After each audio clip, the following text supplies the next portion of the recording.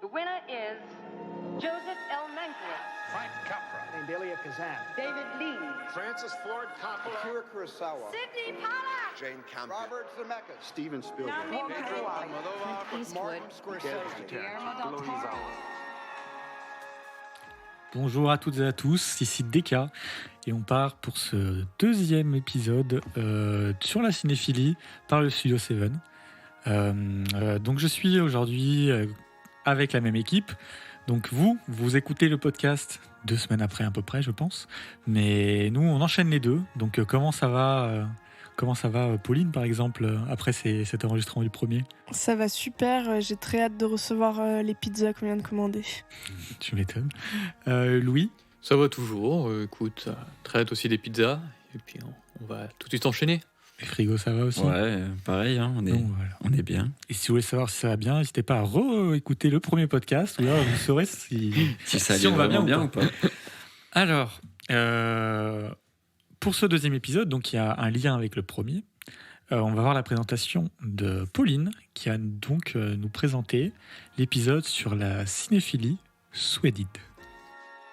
Tout à fait. Alors, dans l'épisode précédent, on a parlé de comment chacun, à notre manière, on a construit, ou du moins commencé à construire, notre cinéphilie.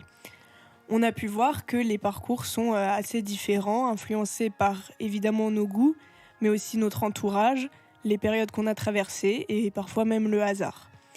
Mais tous ces chemins, au final, se rejoignent puisqu'ils sont motivés par la même passion. Parfois, au quotidien, quand on est au milieu de ce qu'on appelle communément le grand public, être cinéphile, ça donne un peu le sentiment d'être différent, en décalage avec les centres d'intérêt, les préoccupations des autres. Et le cinéma a pu être synonyme de salvation pour de nombreux cinéphiles qui trouvent refuge dans le 7e art quand la réalité devient trop difficile à supporter. On ne se sent compris qu'à travers les œuvres qu'on regarde, et parfois on a même l'impression qu'elles ont été créées juste pour nous, se mettant à rêver nous aussi de faire partie de ce monde. C'est là qu'il faut se rappeler que bon nombre de cinéastes sont comme nous avant tout des grands cinéphiles. Que serait le cinéma de Scorsese, Tarantino, Allen, Keshish, Melville, De Palma et je pourrais en citer plein d'autres sans les références qu'ils convoquent. Ça se traduit parfois à travers de subtils clins d'œil, des reprises de plans, des compositions musicales, parfois même des remakes. Et de temps en temps, l'amour débordant de ces artistes se matérialise sous la forme d'un film évoquant la question de la cinéphilie de manière tout à fait frontale. Et à ce moment-là, un dialogue s'instaure entre le cinéaste et le cinéphile, nous faisant sentir à la fois d'autant plus spécial et à la fois partie de quelque chose de plus grand que nous, d'une grande et belle communauté de passionnés.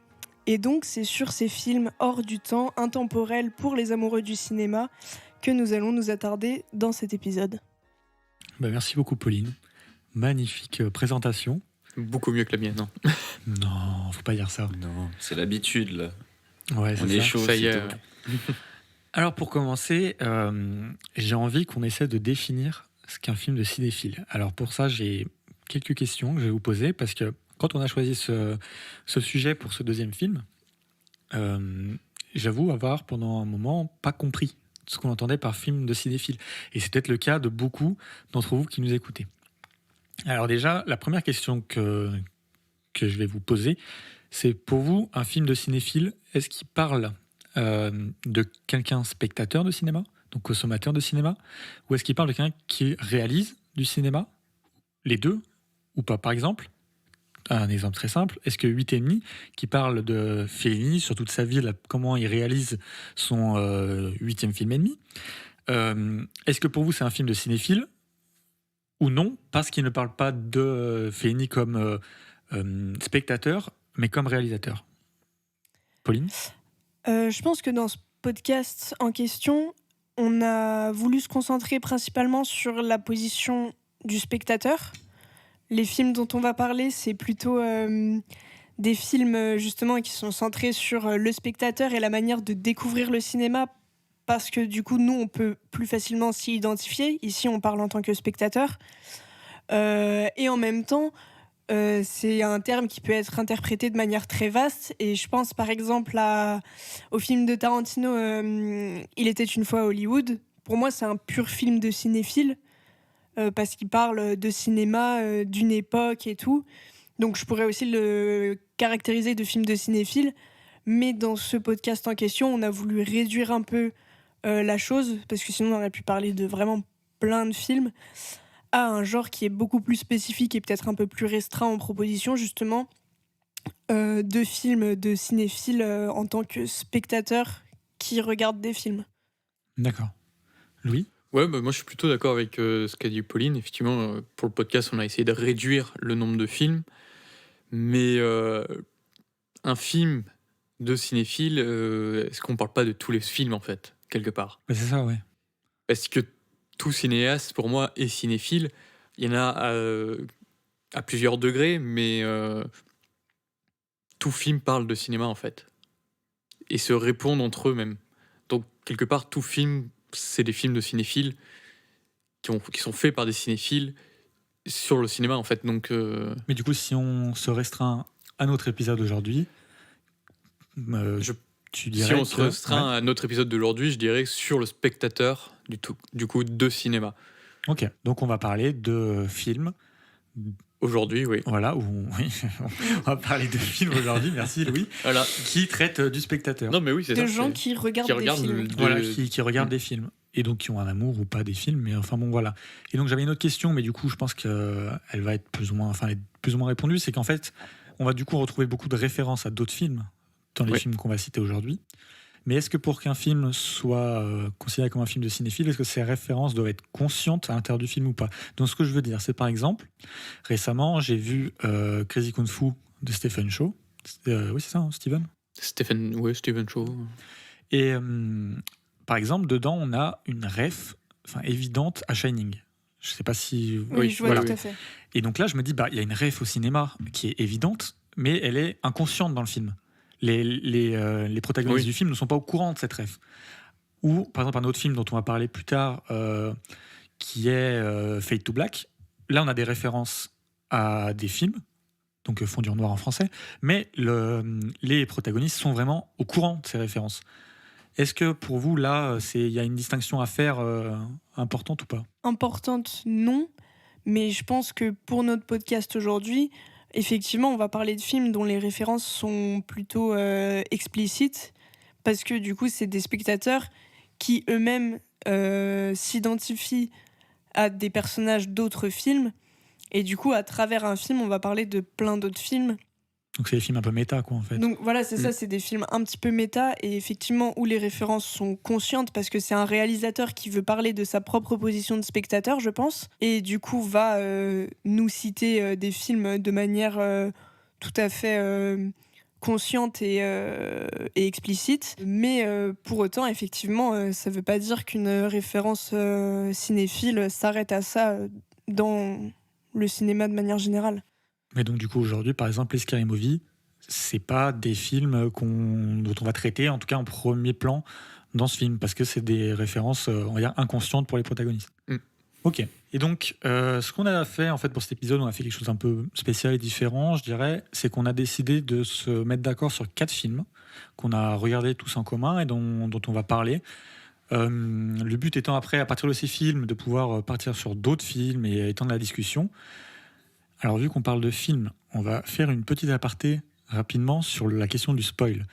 Parce que c'est un peu le problème, souvent quand on écoute des podcasts, on regarde des vidéos, c'est est-ce qu'on va être spoil ou pas.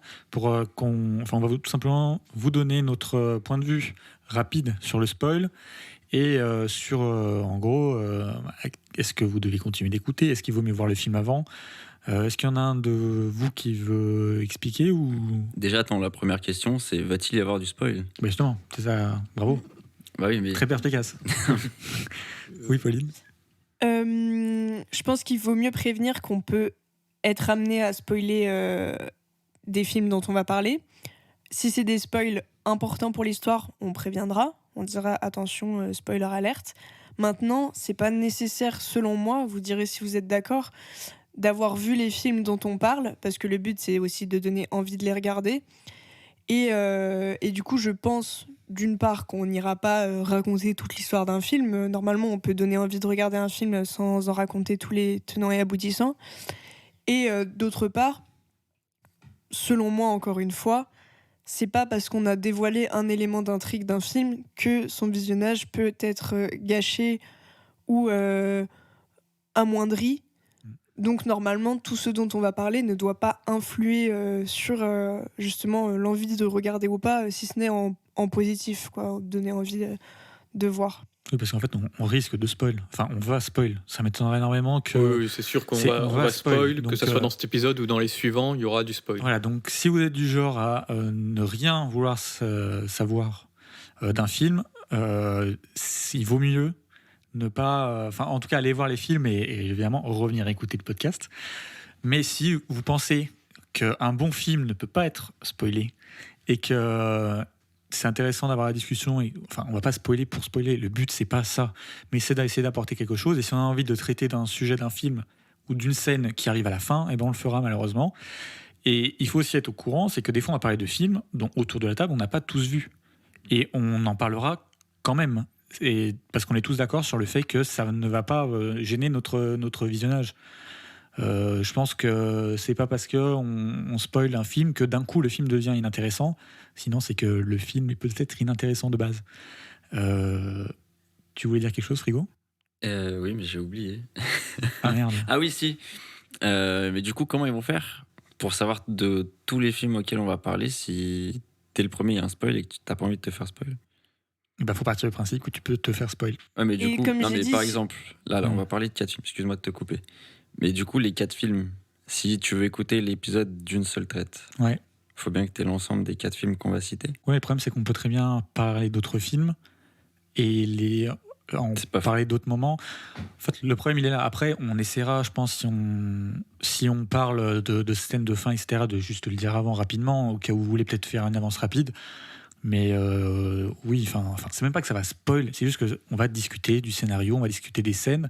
Donc voilà, quoi. Après, ça dépend le curseur de spoil où il est.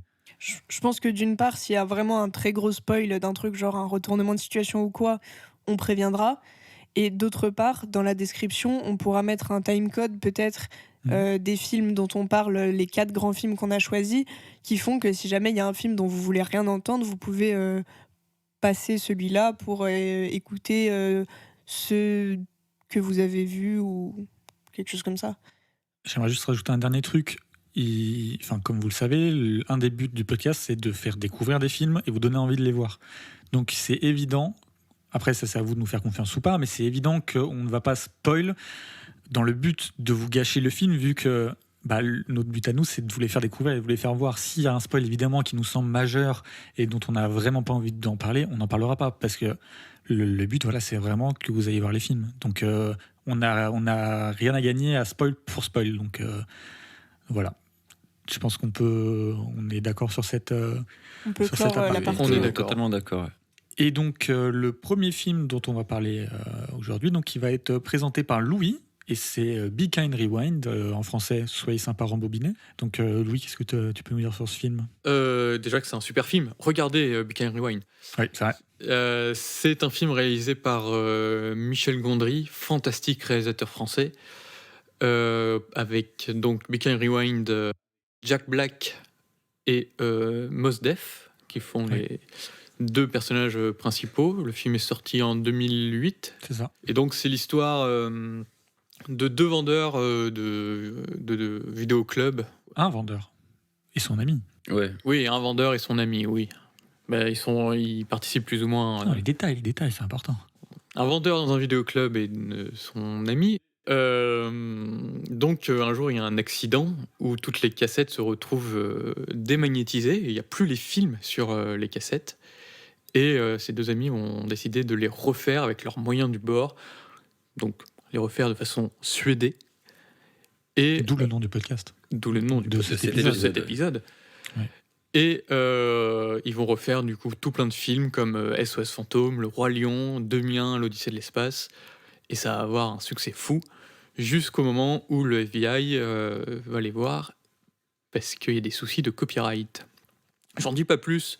C'est un très beau film sur l'amitié, sur le cinéma, sur l'amour véritable du cinéma et comment le faire vivre à travers des moyens qui nous sont propres et sans les moyens d'Hollywood. Et c'est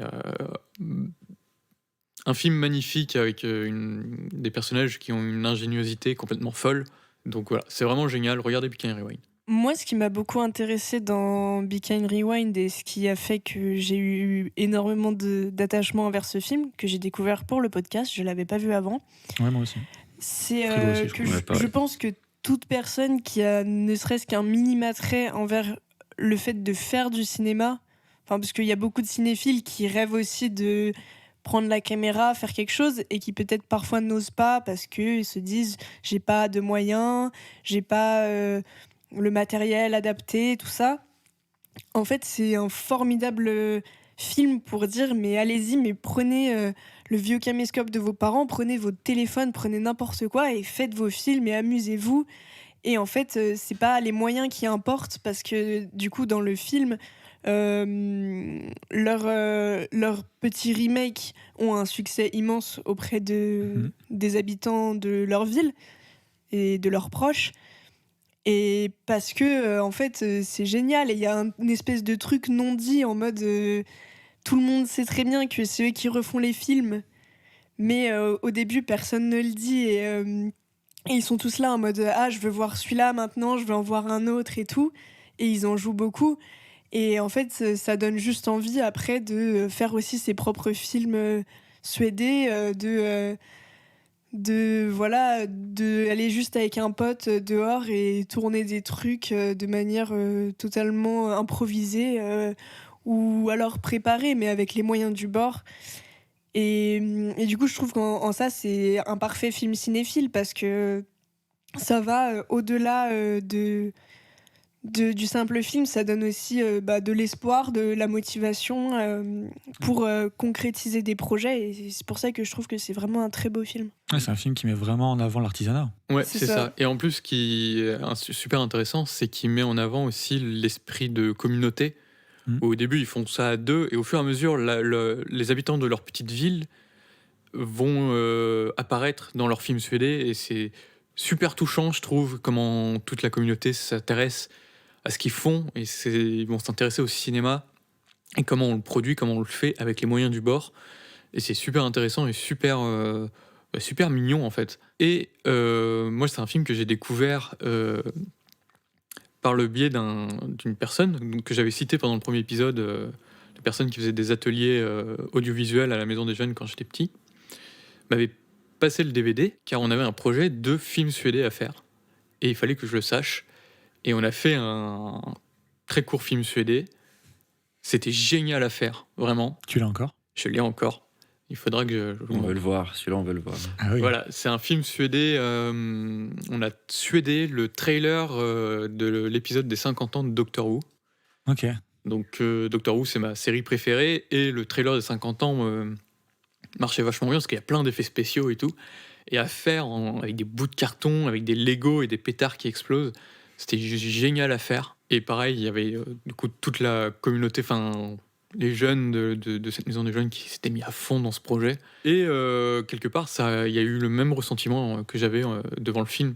Ce sentiment de bien-être, vraiment super mignon, super touchant. Et vraiment, c'est très très bien. Ce film a une place très particulière pour moi. Et Frigo, tu l'as vu aussi ? Qu'est-ce que t'en as pensé, toi ? Moi, j'ai bien aimé. J'ai vraiment beaucoup aimé. Déjà, j'ai été content de voir Mos Def. Ouais. Que je connaissais que par la musique, en fait. Et j'avais su vaguement qu'il avait fait toi, t'es un vrai zikos, toi. Ouais, je suis un vrai zikos. Non, en vrai, non, c'est vraiment un artiste que j'avais beaucoup suivi. Et du coup, ça m'a fait plaisir déjà de le revoir. Parce que j'écoute plus trop ses musiques, tu vois. Du coup, je me suis dit, trop bien, Mos Def. Mais il a fait d'autres films ou pas ? il a fait d'autres films. Il a fait d'autres si films, tu veux, moi je te conseille H2G2, le guide du voyageur intergalactique. Ok. Voilà. Où J'ai jamais entendu parler. Il est dedans, du coup Et il est dedans. Ouais. En acteur principal. En acteur principal. Ah ouais. Énorme. Il est pas mauvais, hein ? Ah, Ouais, il est très très bon. Il est très bon, très je bien. trouve. Il est très chouette.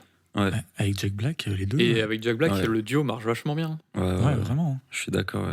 Puis, ouais, non, même, comme disait Louis, en fait, ça te donne limite envie de faire des films suédois de ton côté. Ah, parce mais que, vraiment. je sais pas, tu vois toute cette cohésion d'équipe et tout. Puis, Et puis c'est vraiment drôle. Hein. Enfin, franchement. Quand tu vois les des- remakes je veux dire le Ghostbusters où Ah non, mais vraiment. tiennent des trucs avec des fils de pêche et ils Ah non, font mais c'est incroyable. Ghostbusters pour la musique, tu vois, c'est incroyable. Ouais, des 4 films, c'est vraiment dont on va parler. Je crois que c'est vraiment le le plus drôle. pour moi. C'est le plus drôle, ouais. Si vous voulez un Oui. film drôle, feel good, franchement. Feel good, ouais. feel Allez-y, good, c'est le, quoi, c'est le bon c'est- mot pour le décrire. Ah, mais vraiment. C'est vraiment feel good. Et puis, même l'avantage par rapport à d'autres films, c'est que je trouve que les rêves sont assez grand public. Oui. Et donc, C'est vrai. contrairement à Fade to Black, dont on va parler plus tard, où si t'as pas vu beaucoup de films, il y a moyen que tu comprends qu'il y a des rêves, mais tu ne les aies pas. Je sais plus exactement là, comme ça de tête ce qu'il y a, mais comme tu dis Ghostbusters, Il y a vous le connaissez. Ghostbusters, il y a fait, il y a Robocop, Voilà, Ouais, il y a Robocop, il y a le tous les Roi films. Lion. Ce qui est très drôle, Oui, ils c'est font vrai, un c'est film suédé d'un film d'animation. Je trouve ça génial, moi. Ah, Ouais, mais c'est voilà, vrai. donc c'est vraiment des trucs que vous avez sûrement vus. Et franchement, regardez-le, quoi, c'est vraiment top. Hein. Donc, au niveau des acteurs, on peut quand même citer donc Jack Black et Mos Def, dont on a déjà Les deux parlé. acteurs principaux, il y a Mia Farrow. Et il y a Mia Farrow. Il y a Danny Glover. Danny Glover, effectivement, qui est plus connu pour le grand public pour son rôle de l'arme fatale Mhm. avec Mel Gibson. C'est les plus importants. c'est les Mais principaux. d'ailleurs, ils refont et- l'arme fatale, je viens d'y penser. Il me semble qu'ils refont l'arme fatale. Aucune Ouais. idée. Du coup, c'est encore plus méta en fait. C'est encore ouais. C'est trop bien. Et ils refont aussi Miss Daisy et son chauffeur, Oui. qui me semble est un film avec Mia Farrow, si je dis pas de bêtises. Ok. Donc c'est encore plus, tu vois, il y a en plus l'aspect méta qui est assez rigolo. Et puis la mise en scène de Gondry, que moi je trouve magique. C'est un réalisateur vraiment, J'ai pas vu grand chose de Gondry. c'est assez magique, assez fou. Il a une imagination assez débordante. C'est lui qui a fait Eternal Sunshine of the Spotless Mind, Ouais. qui est aussi un film très, très inventif et très beau. Et aussi récemment, il avait fait une série qui s'appelle Kidding avec Jim Carrey, où il y a eu 2 saisons, et c'était une série absolument magnifique, vraiment. C'était sur un... Jim Carrey jouait un présentateur d'émissions pour enfants, qui avait du coup ses petits personnages, ses petites marionnettes qui faisaient vivre et tout. Et en fait, à côté de ça, il avait 2 enfants, 2 jumeaux, je crois, et un des 2 est décédé. Et du coup, ça parle de deuil et du fait que lui, à côté de ça, il est censé faire rire des enfants alors qu'il est profondément dépressif. Et c'est vraiment une série qui était absolument sublime et encore une fois très inventive avec cet univers du coup d'émissions pour enfants, de marionnettes, tout ça. Et qui malheureusement a été annulé. Enfin, il n'y aura pas de 3e saison alors que T'as ça dit aurait la pu plateforme continuer. C'est sur Canal+, je crois. Ok. Et même si malheureusement ça s'arrête un peu du coup de manière abrupte parce que ça aurait dû être renouvelé et ça ne l'a pas été, je conseille quand même parce que c'est vraiment une super série. Et de Michel Gondry, moi je conseille un court-métrage avec Jim Carrey aussi. Je sais plus exactement le nom, mais en gros, c'est Jim Carrey qui va faire un plein d'essence et il roule dans une voiture-lit. Et les Ok. 2 pompistes d'essence, c'est Eric et Ramsey. Oh, c'est Sérieux incroyable. Et c'est très drôle. Et ne serait-ce que ce pitch-là, déjà, vous donne un peu l'idée de l'univers très onirique de Gondry. Et de cet univers onirique, il arrive à tirer avec Be Kind and Rewind un univers aussi très réaliste où c'est très terre-à-terre, assez terre-à-terre par rapport à ses autres films. Et pourtant qui nous fait autant rêver que n'importe quel rêve. Et d'ailleurs, tu parles d'univers onirique et je me demande, il a pas fait un film qui s'appelle La science des rêves? Si, tout à fait. Je l'ai pas vu, mais Je l'ai pas vu non plus, mais effectivement, il a fait La science des rêves. Ok.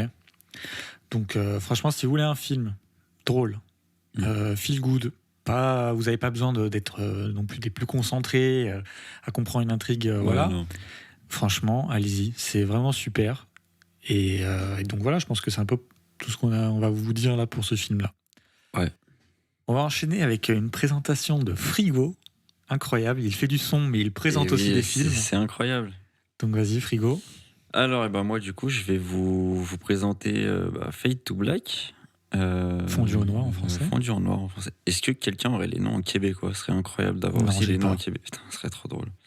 Donc, Fade to Black, du coup, un film des années 80 fait par Vernon Zimmerman. C'est Ouais, ça. je pas écorché son nom. Non. ça va. Avec Denis Christopher et Linda Kerridge. pour citer les 2 plus grands qu'on voit à l'écran. Du coup, c'est l'histoire d'un cinéphile qui fait que de regarder des films toute la journée dans sa chambre.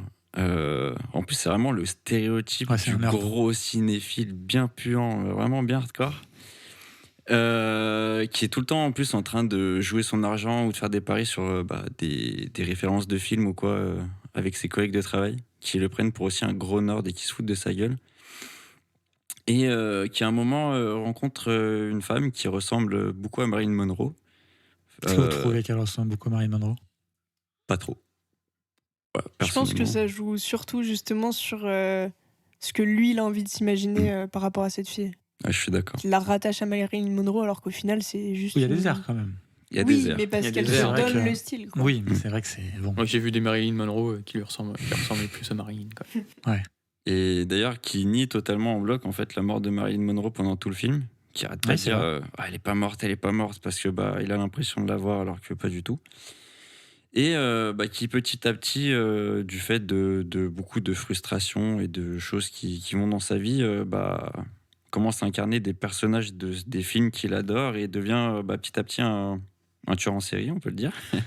Je te coupe parce que là, c'est intéressant déjà ce que tu dis. C'est qu'il devient un tueur en série par rapport à la frustration de sa vie Ouais. et à son contexte social, on va dire, mais pas à cause des films. Non, parce que du coup, c'est juste, il a été déçu et du coup, Mais c'est important c'est important, je pense, de souligner le fait que déjà toi tu le présentes comme ça. pourquoi Je pense je vais pas te couper dans ta présentation plus longtemps Non, parce que je mais- pense qu'on reviendra dessus après. Mais je sais que Louis, par exemple, tu avais des trucs à dire là-dessus, mais Ouais. on D'accord. finit ta présentation. C'est juste pour te couper parce que je Ok, trouvais ok, que c'était ok. très intéressant là de souligner Ok. le fait que tu le présentes comme ça. Ok. Et du coup, voilà, donc c'est entremêlé de beaucoup de références de films avant les années 80 que honnêtement je ne connais pas.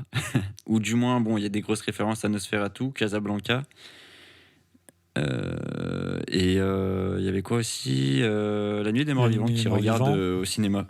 Ouais, là on le voit hein, Et carrément. on le voit Oui, on carrément le voit regarder le carrément, film, ouais. ouais. Et puis voilà, quoi, c'est à peu près tout, je pense, par présentation du film. Ouais, Mhm. écoute, c'est très bien. Du coup, Louis, toi, qu'est-ce que pour revenir Moi, sur cet aspect de Ouais, il devient tueur en série à cause de. Ouais, déjà, en fait, moi, j'aimerais dire, j'ai bien aimé le film, mais j'ai trouvé ça moyen par rapport à la représentation du cinéphile, en fait. Et ce qui m'a un peu gêné dans le film, c'est un personnage qui enquête sur les meurtres, qui va présenter ces meurtres comme étant violents parce que le gars a regardé des films. Et du coup, moi, j'ai du mal avec ça. C'est tout. Mais c'est vrai qu'il se pose pas non plus la question. Voilà. Enfin, c'est un peu comme les trucs de maintenant, ils jouent aux jeux vidéo, alors c'est un dangereux psychopathe, alors que non, Voilà, c'est juste ouais. Et moi, c'est ça qui m'a un peu gêné, c'est que ce personnage, il a aucune profondeur, il y a zéro enquête, et du coup, il y a zéro remise en question, et ça m'a un peu gêné, quoi. Je suis Et d'accord. on se concentre beaucoup trop sur ce personnage du cinéphile qui, on le voit juste déambuler et commettre des meurtres, et sans véritablement de fond. Donc c'est un peu bizarre, quoi. Après, moi, ça m'a pas choqué plus que ça, parce que j'avoue que, comme tu disais, moi, c'est vraiment plus sa vie et tout qui semble amener à ça.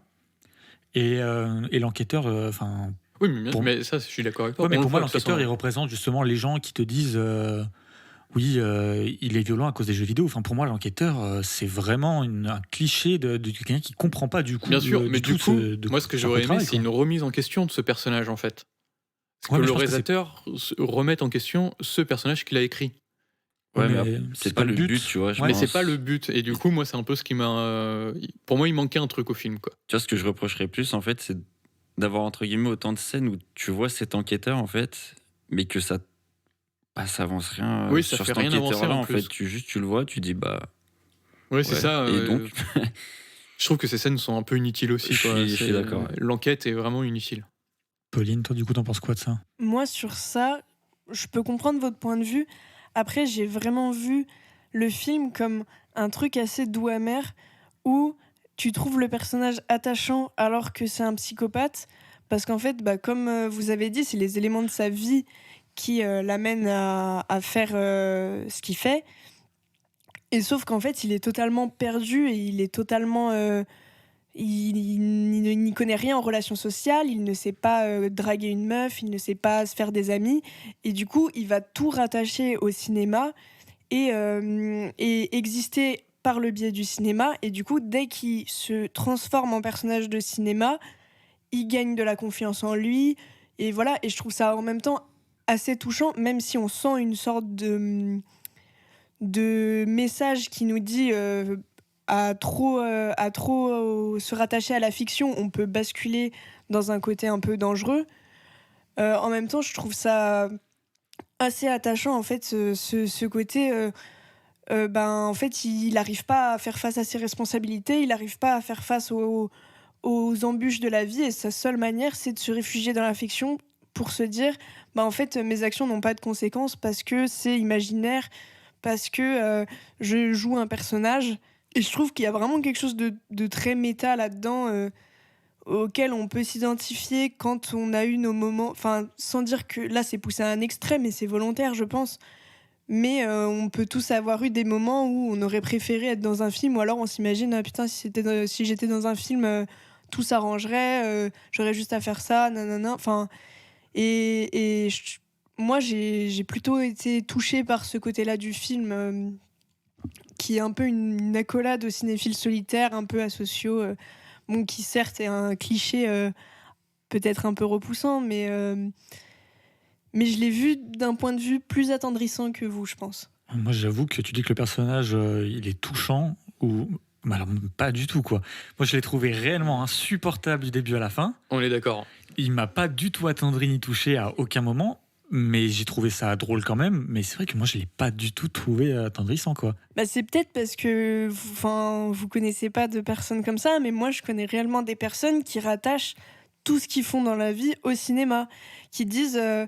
quand ils n'arrivent pas à draguer une fille, qui rattachent ça au cinéma, vraiment Oui, non, mais c'est d'accord. pas forcément moi, hein, mais tu vois, Oui, bien sûr.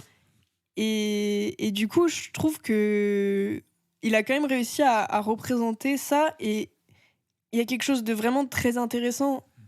Bon, là, je pars sur un autre pan du film un peu, mais aussi sur la mise en scène. C'est-à-dire que donc lui, il va jusqu'à réciter les répliques de ses films préférés, voilà, il se transforme dans les personnages.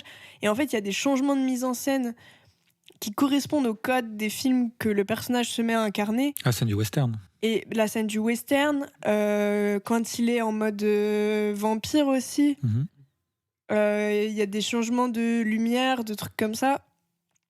Et il y a des références à Psychose aussi, il me semble. Ouais, c'est ça. Je viens d'y repenser maintenant. Mais d'ailleurs, très bien avec le stylo à encre. Oui, Ouais. ça, Qui c'est vrai fait que le sang dans la douche, c'est incroyable. Mais moi, C'est ça. c'est ça que j'ai bien aimé, tu vois, dans le film. Et je trouve que ce personnage poussé à l'extrême amène aussi à des trucs de mise en scène hyper cool, aller justement chercher dans ses références à ce personnage-là, qui va se mettre à... aussi, il y a un truc où il recrée un peu Tony Montana aussi, il me semble, quand il va chez un coiffeur. Ah ouais, c'est Ouais, pas tout à fait Tony Montana, ouais. c'est un vieux film de gangster des années 30. Ah oui, c'est Ouais, vrai. c'est ça. Ouais. Avec la grosse Gatling. T'as le nom ou pas, Ouais. Frigo? Je l'ai cherché, honnêtement, il y a tellement de références. Ce film est vraiment bourré de références. C'est un enfer que je sais pas qui fait quoi.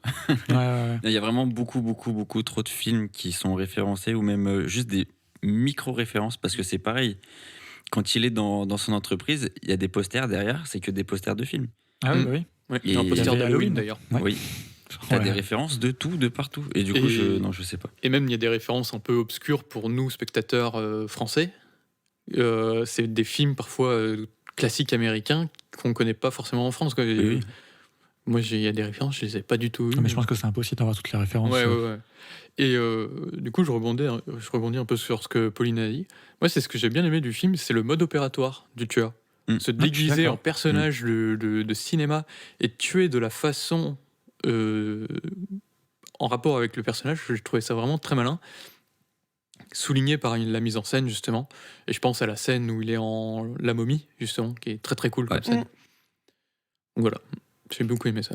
Et après, pour peut-être contrebalancer certains points négatifs qu'on peut trouver au film, il faut savoir que Vernon Zimmerman s'est fait totalement dépouiller de son film en post-production, que son montage ne correspondait pas à ce que les studios attendaient de son film. Et du coup, il a été totalement remonté sans trop qu'il ait son mot à dire. Et aujourd'hui, il ne veut pas parler de ce film parce qu'il il est extrêmement frustré de ce qui en a été fait. Et il considère que c'est plus son film, en fait. Il a fait... Oui, non, pardon, vas-y. Non, et du coup, il veut même plus en parler, en fait. Il veut pas dire ce que lui, il aurait fait. Enfin, on n'en sait rien, en fait, de ce qui a été modifié parce qu'il a pas envie d'en parler. Et peut-être qu'il y a certains points sur des personnages qui sont présentés de manière un peu étrange ou des choses comme ça qui peuvent venir de là. Et justement, peut-être que les studios ont insisté sur ce message peut-être un petit peu trop lourd de si vous regardez trop de films, vous pouvez devenir violent ou des trucs comme ça. Parce que ils sont allés vers quelque chose de peut-être plus politiquement correct que ce que lui avait prévu de base. Mais est-ce que c'est comment dire, je perds mes mots. Est-ce que c'est avantageux pour les studios de donner cette image-là Enfin, c'est étonnant quand même, parce que les studios, leur but c'est de faire voir des films, quoi. Donc, oui, tout ce qu'elle se faire de l'argent sur ces films, donc. Oui, mais tu vois, ils essayent de garder une espèce de ligne morale. Ouais. Alors que... Enfin, je sais pas du tout ce qui avait été prévu de base, mais s'il était parti dans quelque chose de plus trash, où le personnage gagnait à la fin, tuait tout le monde, enfin, tu vois, je sais pas, hein, ça aurait peut-être été pas assez moral pour la production qu'ils envisageaient. Je sais pas du tout, hein, mais en tout cas... Je sais pas. Le montage tel qu'on le connaît, tel qu'il existe et tel que nous, 4, on l'a vu, n'est pas celui voulu par Zimmerman. Oui, parce qu'en plus, c'est un film assez court, il fait 102 minutes. Ouais. Ça explique beaucoup de choses. Du coup. Ouais, du coup, ouais. Mais après, par contre, je repense à ce que tu as dit, mais je le trouve vraiment, à aucun moment, on le prend pas en pitié, je trouve. C'est même ce côté-là, en fait, ils arrivent... Enfin, on le ressent pas, en gros, parce que c'est vraiment... il est totalement dans sa bulle. Et à aucun moment il va se remettre en question, ou à certains moments il va être un peu nostalgique et il va peut-être avoir des remords, mais c'est vraiment sans plus. Et je trouve pas qu'on arrive même à la fin, à le prendre en pitié, tu vois. Ouais, c'est marrant parce que moi je l'ai vraiment ressenti comme ça. Enfin, ce personnage qui vraiment se réfugie dans les films, on voit qu'il est bien que quand il regarde des films. Et je trouve, en fait, en tant que tel, évidemment, le personnage est plutôt détestable. Mais je trouve que ce qui représente, le curseur poussé à l'extrême pour représenter les cinéphiles peut-être un peu solitaires, un peu justement qui se sont dirigés vers le cinéma parce que ça leur permettait de s'échapper de problèmes de la vie, et c'est ça que j'ai trouvé attendrissant en fait. C'est plus ce qu'il représente que sa personne en lui-même. Ouais, ok, je comprends. Ok, ouais, je suis assez d'accord avec ce que tu dis. En fait, c'est vrai que le personnage est pas du tout attendrissant, mais en fait, c'est le cas d'aucun des personnages, moi, je trouve. Hein. Ouais, ils sont assez plats, en fait, les personnages. Je sais pas, mais en tout cas, les personnages, moi, il n'y en a aucun qui m'attendrit, mais c'est vrai que le symbole de la personne un petit peu recluse, sans vie sociale, qui essaie de trouver un peu son plaisir dans les films parce qu'il n'a rien d'autre, ça, c'est vrai que c'est quand même... ça fait un peu de la peine, quoi. Mais, ouais, et puis c'est vrai qu'il a un contexte de vie pas facile, quand même. Ouais, mais le problème, c'est qu'il est... Moi, je le trouve tellement détestable que... franchement, je suis en mode... tant pis, quoi. Je veux dire... il a pas de pote, mais en même temps tellement détestable, quoi. Je veux dire, qui veut être pote avec lui? Oh mon Dieu. Enfin, je veux pas être méchant, mais après, regardez-le. C'est un peu un cercle vicieux parce que du coup, justement, vu que lui, il arrive pas trop à se faire de potes, il se réfugie dans les films, et du coup, sa seule manière de communiquer avec les gens, c'est de parler de films, Ouais, sauf que les gens, ils s'en foutent. Et du coup, il fait un peu justement le cinéphile condescendant là, qui cite ses films et tout parce qu'il sait pas communiquer autrement. Et du coup, c'est un cercle vicieux parce que les gens ont encore moins envie de s'intéresser à lui. Et c'est ce qui va amener à toute cette folie derrière. Mais voilà, je trouve que... Et du coup, c'est un peu un film sur la solitude, en fait. C'est vrai. Carrément, ouais. Je suis bien d'accord. Donc, comme vous pouvez le voir, c'est quand même bien moins feel good que Beaucoup Big and moins, Little, celui-là. même si ça reste quand même assez drôle. Ouais, il est quand même assez sombre, hein, tout de même. Ouais, mais si vous cherchez un film un peu thriller, style vraiment film policier, ça peut vous plaire aussi, quoi. Et en plus, Mm. ça peut donner envie de s'intéresser à plein de genres, parce que comme il y a des codes de plein de genres qui sont empruntés, réutilisés, détournés et plein de références, ben ça peut justement donner envie de se diriger vers du film d'horreur, du western. J'avoue que moi, ça Enfin, m'a donné envie de regarder du western. Hein. Je sais pas pourquoi, mais cette scène, je l'ai vraiment kiffé. Moi, ça m'a donné envie de découvrir les classiques américains. Pas mal. Ouais, c'est oui, vrai. si, c'est très très ancré dans la culture américaine, même avec ce grand final. Où il me semble qu'il est sur un cinéma, enfin sur un Le toit cinéma, de ouais, cinéma. c'est ça, ouais. Sur une Le toile, il me semble. Chinese Enfin, Theater. Sur une espèce Voilà. de tour ouais, je sais pas, c'est comme un décor en fait à Mais l'entrée du cinéma. Mm. Oui, c'est ça, c'est le cinéma le plus célèbre d'Hollywood, c'est le Chinese Theater. Ok. Sur Hollywood Boulevard. Du il coup, me il est semble. vraiment très très ancré dans la culture américaine quand même, ce Mm. film. Oui, c'est vrai. Mm. Ce qui est moins le cas de l'autre. Enfin, oui et non. Mais on va dire Après, que c'est pas les mêmes époques surtout, tu vois. il y en a un de 2008, du coup, le premier, et là, un de 1980. Et d'ailleurs, les trois des 4 films dont on va parler en tout cas, sont dans les années 80. Donc, est-ce qu'il y avait dans ces années 80 une envie de parler de la cinéphilie? Enfin, Ben, c'est étonnant qu'il y ait quand même. Tu vois, là, je lance une piste, peut-être que je dis n'importe quoi, mais notamment dans Fondu au noir, peut-être qu'on peut y voir un espèce de discours méta sur la fin du Nouvel Hollywood et ce mec qui se raccroche plutôt à des vieux films. Enfin, dans mes souvenirs, il regarde quand même plutôt des films assez anciens et qui est en décalage avec son époque actuelle. Bah, je trouve que. Et du coup, excuse-moi. tu peux peut-être y voir une sorte de discours méta sur la mort de ce cinéma, le renouveau avec des super productions. Enfin, c'est peut-être creuser trop loin que de dire ça. Mais Je suis pas tout à fait d'accord parce qu'il regarde des films qui datent d'avant le Nouvel Hollywood en fait. Oui, oui, bien Donc, sûr. et du coup, qui étaient déjà des grosses productions à l'époque. Et est-ce que c'est. Je sais pas trop. Moi, je lance plutôt la piste aussi des blockbusters. Que s'il Après, y il y a a quand même. beaucoup de films qui ont été dans il y a les quand années même 80. fanatique de Marilyn Monroe. Hein. Oui, c'est ça. Mais Ouais. c'est pas le Nouvel Hollywood de Marilyn Monroe. Oui, oui, non, mais d'accord. Mais enfin, Mais moi, tu parlais du coup des films qu'on va parler qui sont ancrés dans les années 80 et qui parlent de cinéphilie. Moi, je pense que c'est aussi l'arrivée des super productions. C'est des films qui rappellent que le cinéma existait avant ces super productions et que voilà, si on arrive aujourd'hui à ces super productions, regardez tout ce qu'on a eu avant aussi. En vérité, c'est un peu ce que je voulais dire, mais tu l'as mieux dit que moi.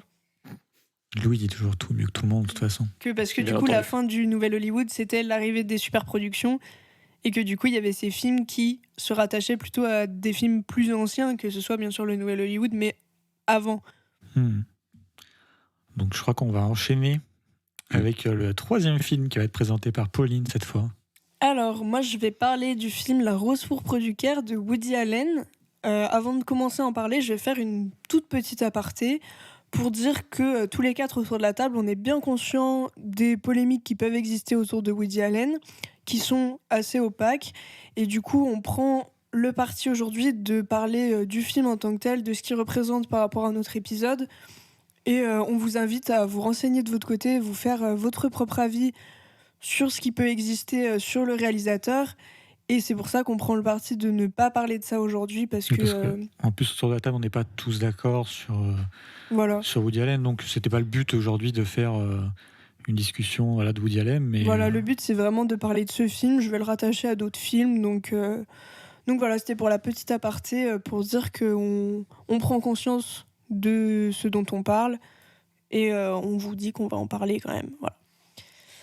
Donc, La Rose pourpre du Caire, c'est un film, donc on a dit, avec Mia Farrow. Tu peux me redonner le nom de l'autre acteur ? Et Jeff Daniels. Jeff Daniels, voilà, qui est quand même assez connu. Sur une jeune femme qui a une vie un peu difficile, on va dire. Elle a un mari violent qui lui prend tout son argent. Et son seul refuge, c'est la salle de cinéma, où elle se rend très régulièrement. Parfois, elle ment même à son mari en disant qu'elle fait autre chose alors qu'elle est au cinéma. Et en fait, un jour, un acteur qu'elle adore, qu'elle trouve très séduisant, voilà, qui est interprété donc par Jeff Daniels, va sortir de l'écran pour venir à sa rencontre dans la vraie vie. Et elle va vivre tout un tas d'aventures avec lui, alors que ça crée une panique totale, parce qu'en fait, du coup, ça fait que le film ne peut plus continuer dans le cinéma, parce que le personnage principal... Enfin, non, c'est même pas un personnage principal, c'est un personnage secondaire, je crois, du film, Ouais, mais je en crois. tout cas, est parti, et du coup, tous les personnages se mettent à dire « Ah, mais ça veut dire qu'on peut aller dans la vraie vie, on fait Ouais, ils quoi, sont nous, conscients d'être maintenant ?» un film. Voilà, c'est ça. C'est ça. Et il y a un truc très absurde, très rigolo dans ce film. Et en même temps, lui, du coup, il a envie de découvrir la vraie vie, donc il veut plus retourner dans le film, mais ils peuvent pas arrêter le film parce que s'il l'arrête, ça veut dire qu'il pourra jamais y retourner. Enfin bon, voilà. Et donc ça, c'est le postulat de base. Et moi, j'ai beaucoup aimé ce film. C'est une très jolie histoire, à la fois romantique et en même temps, du coup, qui se rattache à cet amour de la salle de cinéma. Et encore une fois, comme le film d'avant, ce côté échappatoire, même si c'est abordé différemment. Et voilà, le fait que la vie de cette femme n'est pas satisfaisante en l'état, et que du coup, on sait, en fait, au final, on sait pas et on s'en fiche un peu dans le film si elle s'imagine ce qui s'est passé. Tout le monde part du... Enfin, en fait, c'est très absurde et en même temps, tout le monde l'accepte très vite. Ils disent « Ah, il est sorti du film. Ah, ok, mince. » Après, ils préviennent l'acteur. Ils lui disent « Il y a votre personnage qui est sorti du film. » Ouais, c'est ça. C'est que tu avais dit que l'acteur sortait du film, mais en fait, c'est vraiment le personnage qui sort du film. Et donc, on se Exact. retrouve avec l'acteur et le personnage qui coexistent dans le monde du film, en fait, et ça crée des moments assez drôles et assez cocasses, quoi. Cocasses, purée, j'ai quel âge? Non, mais je te jure. Non, et j'ai trouvé que c'était une jolie manière justement de représenter cet investissement un peu trop profond dans la fiction quand on veut s'échapper de son quotidien. Et je voulais dresser un parallèle entre ce film et un autre film super cool qui est Last Action Hero. Où là, c'est l'inverse qui se produit. En fait, c'est un jeune, pour le coup, qui est vraiment un enfant pré-ado, on va dire, qui va tout le temps au cinéma, qui est pote avec le projectionniste, tout ça, et qui découvre un film avec Schwarzenegger en avant-première. Il lui donne un ticket magique, et en fait, ce ticket lui permet de rentrer dans le film, et il va aller vivre plein d'aventures avec ce personnage de film dans le film. Après, ils vont aussi sortir du film, venir à l'avant-première, dans la vraie vie, enfin plein de trucs comme ça. Et du coup, les procédés sont assez similaires, même si dans un, c'est le personnage qui l'inverse, quoi. sort, dans l'autre, c'est le jeune qui rentre. Et c'est vraiment des super films aussi de cinéphiles. Dans Last Action Hero, il y a plein de références au cinéma américain. Est-ce que c'est- Et même à du cinéma un peu plus... Enfin, on en a parlé avec Louis avant d'enregistrer, mais il y a des références même à Bergman. Donc, en fait, Ok. c'est un super pont entre du cinéma grand public, d'action, avec du coup cet acteur qui est Schwarzenegger, qui est un acteur de film d'action... voilà, et des films plus cinéphiles à travers ce personnage de jeune enfant qui en est au tout début de sa cinéphilie et qui va aller vivre des aventures avec son personnage préféré. Donc, dans Last Action Hero, c'est ça? Ouais. Il y a des refs autant grand public que... Ok, c'est ça la question que C'est je voulais... ça, ouais, Ok. c'est ça. Ok, c'est cool. En vrai, Il y ça a- m'a vraiment envie de le voir, je l'ai pas vu celui-là. Il est vraiment top. C'est une super production américaine de John McTiernan, qui est un super réalisateur de films d'action. Et ouais, il y a des C'est lui refs. qui a fait Die Hard, non? Ouais, c'est lui qui a fait Die Hard 1 et 3. Ok. Et dans Last Action Hero, ouais, il y a plein de références donc à des super productions hollywoodiennes de l'époque, des années 80-90. Donc, ne serait-ce qu'en la présence de Schwarzenegger, mais il y a une référence à Amadeus de Milos Forman, il y a une référence à Roger Rabbit. Et à la fin, il y a le personnage de la mort du 7e saut de Ingmar Ok. Bergman qui sort de l'écran. Et c'est ça, ce pont que Pauline a expliqué entre les films hollywoodiens de superproduction et les films un peu plus intimistes à la Bergman. Et c'est super intéressant. Et du coup, La Rose pourpre du Caire, contrairement aux deux films dont on a cité avant, ne cite pas des films existants. C'est-à-dire que... Non, ouais. non, mais c'est même pas une question parce que du coup je l'ai vu. Mais dans les deux autres, on a vraiment des refs au cinéma dont tout le monde connaît. Mais là, on est vraiment dans un univers. C'est un peu différent du coup quand même. Ouais, mais par on rapport aux revient un deux peu autres. à la question que tu posais au début. Qu'est-ce qu'est un film cinéphile sur la cinéphilie. Et là, justement, on a un très bel exemple. C'est un film sur le spectateur du cinéma, à travers, donc, du coup, la spectatrice, du coup, Mia Farrow, qui va au cinéma tout le temps, trouver un refuge, et même tomber amoureux d'un personnage de cinéma. Chose que tu as oublié de dire, c'est que c'est toujours le même film qu'elle va voir au cinéma. Oui, c'est vrai. Exact. La Rose pourpre du Caire. Après, d'ailleurs. on voit quand même qu'elle a un certain nombre de références, parce que quand elle le rencontre, ce personnage, elle lui dit... Non, quand elle rencontre l'acteur, parce qu'après elle rencontre l'acteur qui vient chercher son personnage, justement, elle lui dit qu'elle l'a aussi adoré dans tous ses films précédents. Et du coup, on comprend quand même que, bon, bah là, elle va voir ce film en question plein de fois parce qu'elle est un peu amoureuse de... En Voilà. fait, t'as l'air d'être fan de cet acteur. Elle en est fait, fan hein. de cet acteur, mais on sent que c'est pas la première fois qu'elle va voir des films plein de fois, qu'elle est quand même très habituée de la salle de cinéma, même avant la sortie de ce film en question. Ouais, c'est Ouais. vrai. Ouais, c'est un film que j'ai beaucoup aimé aussi. Et c'est peut-être mon Woody Allen préféré. Et il est intéressant parce que Woody Allen, c'est un vrai cinéaste, cinéphile, qui cite tout plein de films, vraiment tout le temps existants. Et là, il prend le parti justement de citer des films qui n'existent pas. Et c'est génial. Il a du coup, il invente vraiment tout plein de films.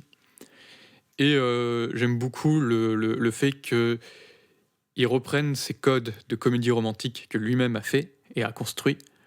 Et il en fait quelque chose de totalement nouveau. Et ça fait, je trouve, un vent de fraîcheur dans sa filmographie assez agréable. Toi, Frigo, celui-là, tu l'as pas vu. Non, c'est le seul des 4 que je n'ai pas Mais vu. du coup, est-ce que là, j'avoue que là, j'ai rien spécialement ajouté parce que vous avez un peu dit tout ce que j'aurais pu dire, quoi. Vous êtes meilleur. Mais Frigo, est-ce que du coup, toi qui l'as pas vu, déjà, ça te donne envie de le voir et est-ce que tu as des questions? Alors, je n'ai pas spécialement de questions, envie de le voir, je saurais pas te dire. Honnêtement, je saurais pas te dire. Ouais. Enfin, j'ai juste une question parce que j'y repense maintenant. Mais ma référence est peut-être erronée. Je m'en souviens plus exactement. Au début du Roi Lion 3, ils sont dans une salle de cinéma. Oui, moi je m'en souviens. Ouais. Et c'est genre un peu le même principe ou... Non. Ok. J'ai pas vu l'Orient 3. Je savais même pas je ne savais pas. Non, parce que dans le Roi Qu'il y avait Lion un 3, Roi il Lion 3. regarde le film. Ouais, mais ils rentrent pas dedans après ou un truc Non, comme ça. non, non. Ah ouais. Putain, je m'en souviens plus. Ok.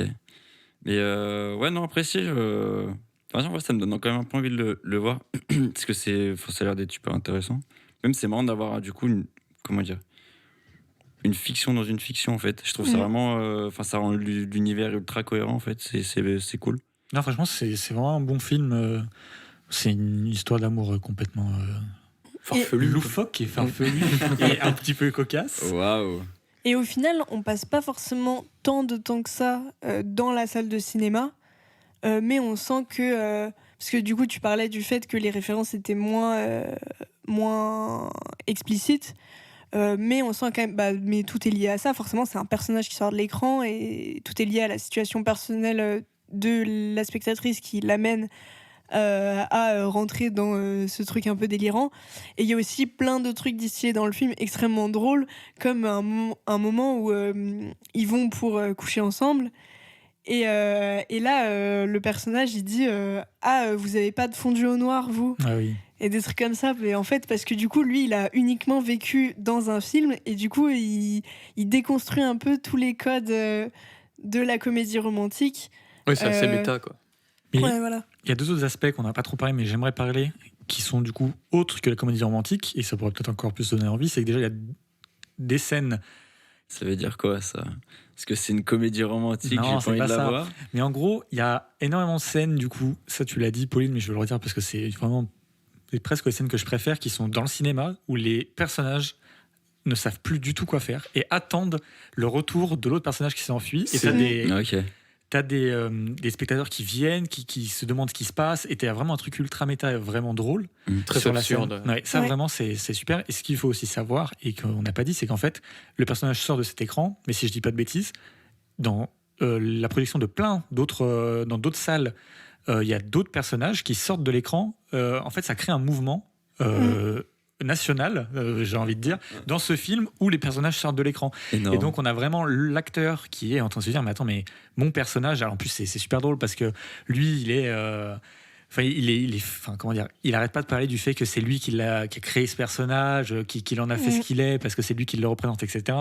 Et qui se demande, mais attends, là, qu'est-ce qui est en train de se passer, quoi? Et c'est vraiment cet aspect qu'on n'est pas juste dans une petite comédie romantique, par exemple, un truc qui pourrait se passer dans une campagne isolée, c'est que vraiment, ça touche au niveau national, parce qu'on a tous les... Enfin, on entend, voilà, dans tel cinéma, ce personnage est sorti de l'écran. Enfin, voilà, donc on est quand même sur un truc qui est un peu plus global. Et les scènes dans la salle de cinéma. Donc, c'est pas simplement une comédie romantique dans un endroit isolé. Ça a vraiment un impact plus large. Et ça, c'est très bien traité, je trouve. Et je pense qu'il y a énormément de sous-textes sur l'univers du cinéma, du spectateur, des acteurs. Et par exemple, on peut aussi penser, enfin, t'as dit que l'acteur n'arrêtait pas de répéter que c'est lui qui avait créé le personnage et tout. Et justement, Woody Allen, c'est quand même quelqu'un qui a beaucoup joué dans ses propres films et qui créait des personnages, mais qui le représentait lui complètement. Et du coup, on pourrait presque faire un parallèle entre ce personnage qui sort de l'écran, parce que parfois, quand tu vois Woody Allen jouer dans ses films, tu te dis, mais en fait, là, c'est lui et il pourrait limite sortir de... Et d'ailleurs aussi, Woody Allen joue beaucoup dans ses films avec le regard caméra et le fait de s'adresser au spectateur. Donc il y a vraiment, je pense, beaucoup de parallèles entre cette situation totalement burlesque et le cinéma de Woody Allen et le cinéma de manière générale. Ouais, je suis complètement d'accord avec ce que tu as dit. Est-ce que vous avez d'autres choses à rajouter sur ce film? Regardez-le. Si vous voulez une comédie romantique, si vous voulez un film d'action, regardez Last Action Hero.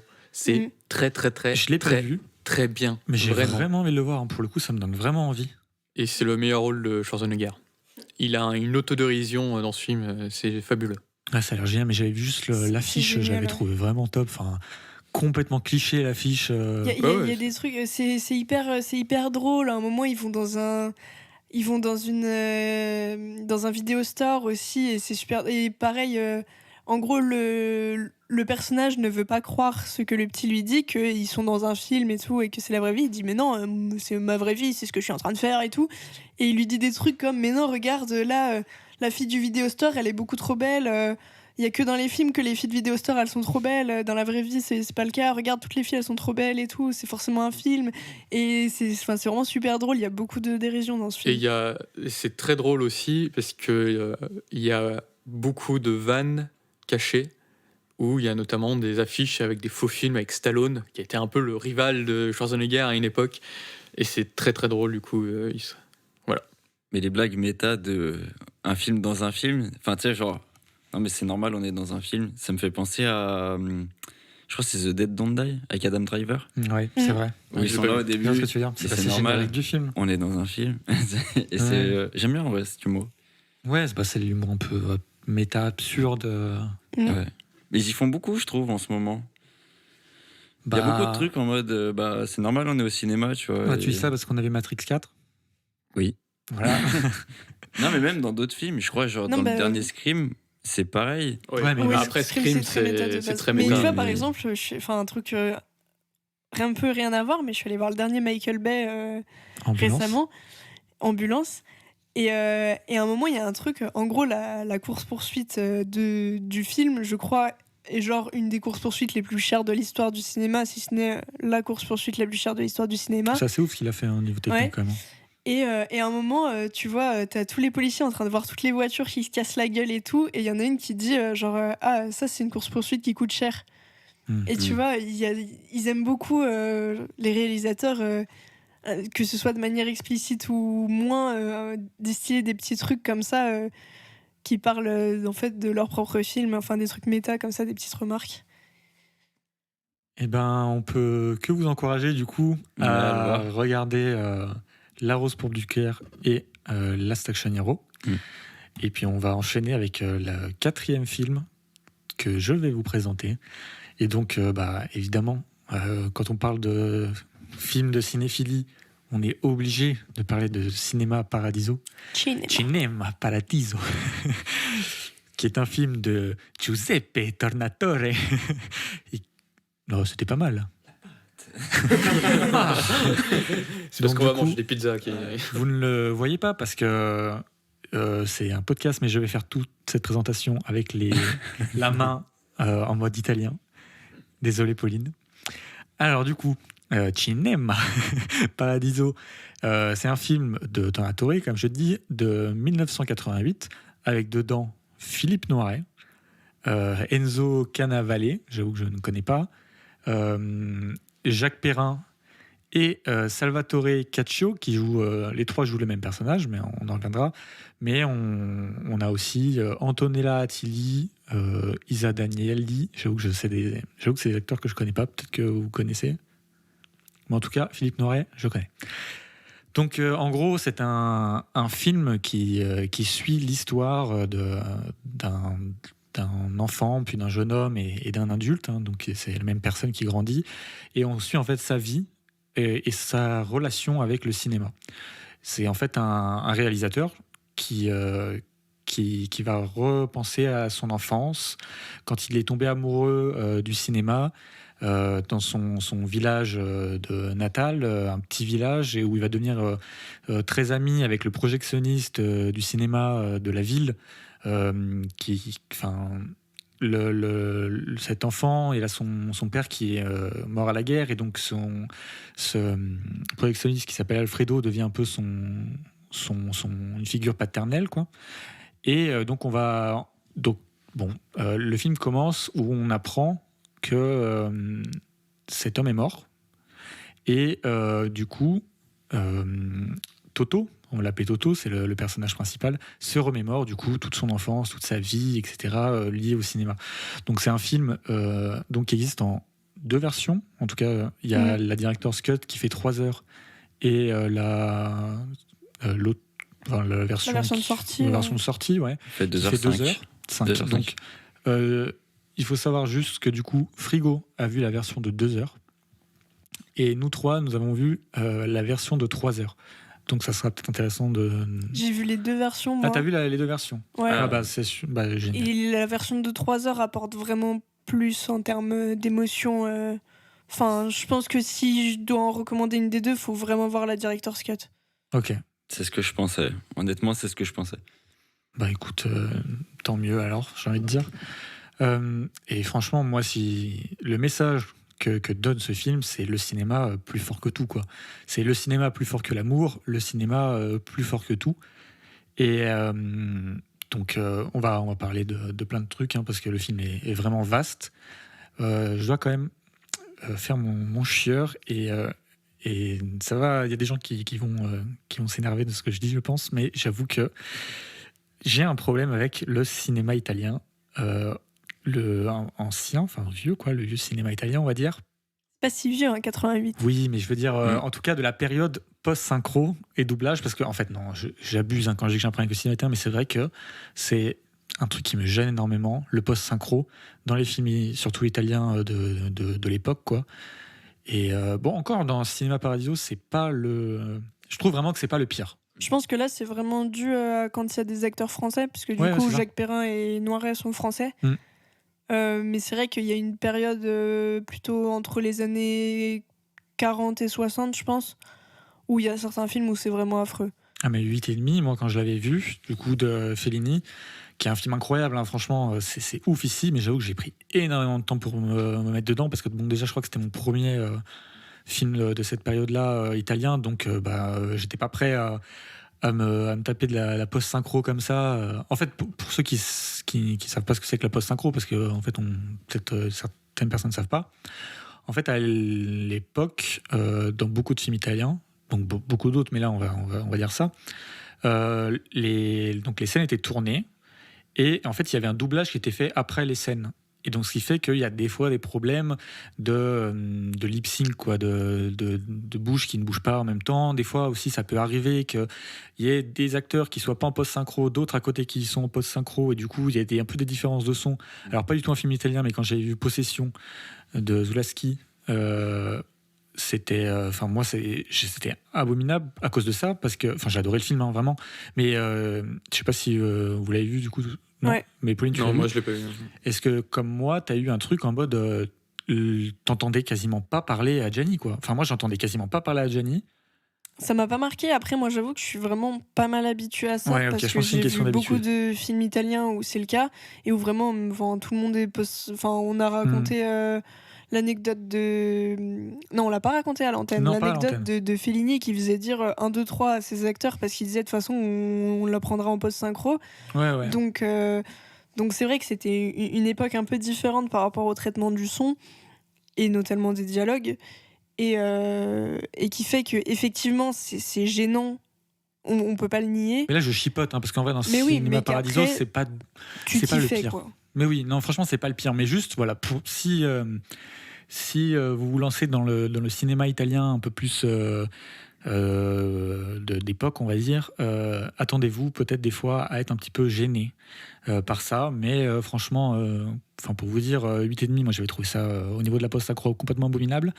Mais c'est un film, j'ai mis 5 sur Letterboxd, je trouve incroyable. C'est masterclass, quoi. Fellini, masterclass. Hein. Et après, Mais, juste, pour, par rapport à cette histoire de post-synchro et tout, il y a aussi beaucoup de vieux films italiens où les acteurs ne sont pas tous italiens. Et je pense que c'est peut-être un des cas où c'est pas vraiment très gênant de mettre de la VF. En fait, si ça vous gêne, autant tout mettre en français ou du coup, c'est assumer que c'est tout doublé. Parce que déjà il y avait pas mal de doubleurs assez bons à cette époque, même s'il y en a encore. Hein. je te coupe, c'est une question. Est-ce que du coup Philippe Noiret fait sa voix en français ? Oui. Ok. Oui, et du coup voilà, et les acteurs français se doublaient eux-mêmes en Donc ça français. reste quand même. En fait, il y a pas vraiment de VO en fait. Voilà, c'est ça. Et en fait, c'est ça. Il n'y a pas vraiment de version originale. Par exemple, un film comme 1900, les acteurs parlaient 3 langues différentes sur le plateau. Donc en fait, c'est vrai qu'on peut se poser la question, est-ce que du coup je le regarde en italien qui est considéré comme la version originale ? On s'en fout un peu, regardez-le en anglais, en français ou en italien, il y aura forcément des personnages doublés, donc faites ce qui vous fait plaisir, mettez du français parce que c'est peut-être plus facile à suivre et en vrai c'est des cas où du coup ça ne changera pas. Oui, c'est vrai. Pour ce genre de film, ça ne changera pas la qualité du film parce que ce sera équivalent dans toutes les langues. Voilà, non, c'est juste pour faire un peu mon chieur et au cas où certaines personnes regardent le film et se disent attends, mais est-ce que je suis vraiment en VO parce que Philippe Noiret a l'air d'être doublé. Voilà, c'est normal. Ne vous posez pas la question. Donc je disais, c'est pour revenir un peu sur le film en tant que tel, que c'est un film qui traite de beaucoup de relations, donc la relation père-fils avec Toto et Alfredo, mais la relation aussi amoureuse entre Toto et Elena. Toto, c'est le diminutif de Salvatore, hein, c'est ça ? Et c'est vraiment nickel. Salvatore, Toto. Salvatore. Ouais, mais Toto. Je sais pas, ça coule par de source, tu vois.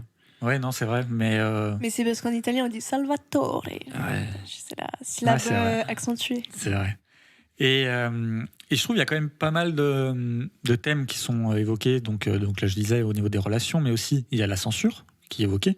Avec, en fait, les films sont dans un premier temps vus par le prêtre du village avec une petite cloche. Et oui. Petite question d'ailleurs, il se passe en quelle époque ce film ? Genre, dans le film, au début, c'est genre en quelle année ? Pour que justement le prêtre du village, il ait autant d'ampleur. Moi, je dirais 44 à peu près. Parce qu'on parle de la. Oui, il y a les guerres. Il y a la guerre. Ah, mais c'est la première ou la seconde ? La seconde. Il parle de Staline. En fait, je pense Ils parlent de oui, Staline ça, et ils disent que le père est au front russe. Il faut partir du principe que le personnage adulte, il est dans les années 80. Ouais. Du coup, il doit avoir 40-50 ans. Et du coup, il faut aller... quand il commence, il a peut-être 8 ans, je sais pas exactement. Je sais pas, ouais. Il y a 10 ans, je crois qu'ils le disent. 10 ans, du coup, il faut aller au moins 30 ans en arrière. Donc ouais, ça doit se passer fin des années 40, années 50, quoi. Mais de toute façon, il fait l'armée à un moment donc on doit être vraiment dans la période un petit peu fasciste de l'Italie, quoi. Et d'ailleurs... Tornatore, il se situe quand ? Parce qu'il y a quand même pas mal de refs à Staline, et même des fois, j'ai vu qu'il y avait le fossile marteau au fond du bar, etc. Est-ce que vous savez si politiquement Non, Tornatore mais l'Italie a un sacré passé avec le communisme. Oui, mais du coup, parce que de manière... il y a un moment, il y a une scène dans un café, je crois, et sur le fond, on voit vraiment le fossile marteau, et c'est pas traité en mode... ça fait partie du décor, quoi. Donc, est-ce que Tornatore, j'avoue que je sais pas, je me suis pas renseigné là-dessus, mais parce que je sais qu'il y a quand même pas mal de réalisateurs communistes qui le montrent dans leurs films. Est-ce qu'on sait Du coup, Giuseppe Tornatore, je sais pas si en tant que tel, c'est un réalisateur qui est particulièrement politisé, voilà. Mais je sais que le cinéma sous Mussolini, dans la période fasciste, c'était un petit peu compliqué. Il voulait imposer des choses très uniformisées. Par exemple, il voulait pas de films autres qu'en langue italienne, alors qu'il y avait beaucoup de patois à l'époque. Il voulait supprimer le patois pour faire une langue nationale uniformisée. Et il y a beaucoup de réalisateurs, peut-être avant Tornatore, qui se sont un petit peu rebellés à ce propos, justement en faisant des films, des diffusions un peu clandestines dans leur village, des trucs comme ça. Et du coup, je pense que l'opposition fasciste-communisme est quelque chose qui était important dans l'Italie de l'époque. C'est un contexte sociopolitique qui est à prendre en compte. Et c'est pour ça qu'il peut-être qu'il distille des petits détails dans ses décors sans en parler plus que ça, parce que c'est pas le propos du Un point film. de vue historique, quoi. Mais voilà, je pense que c'est histoire que le contexte soit bien représentatif Ouais, tout à de fait. ce qui se passait à l'époque.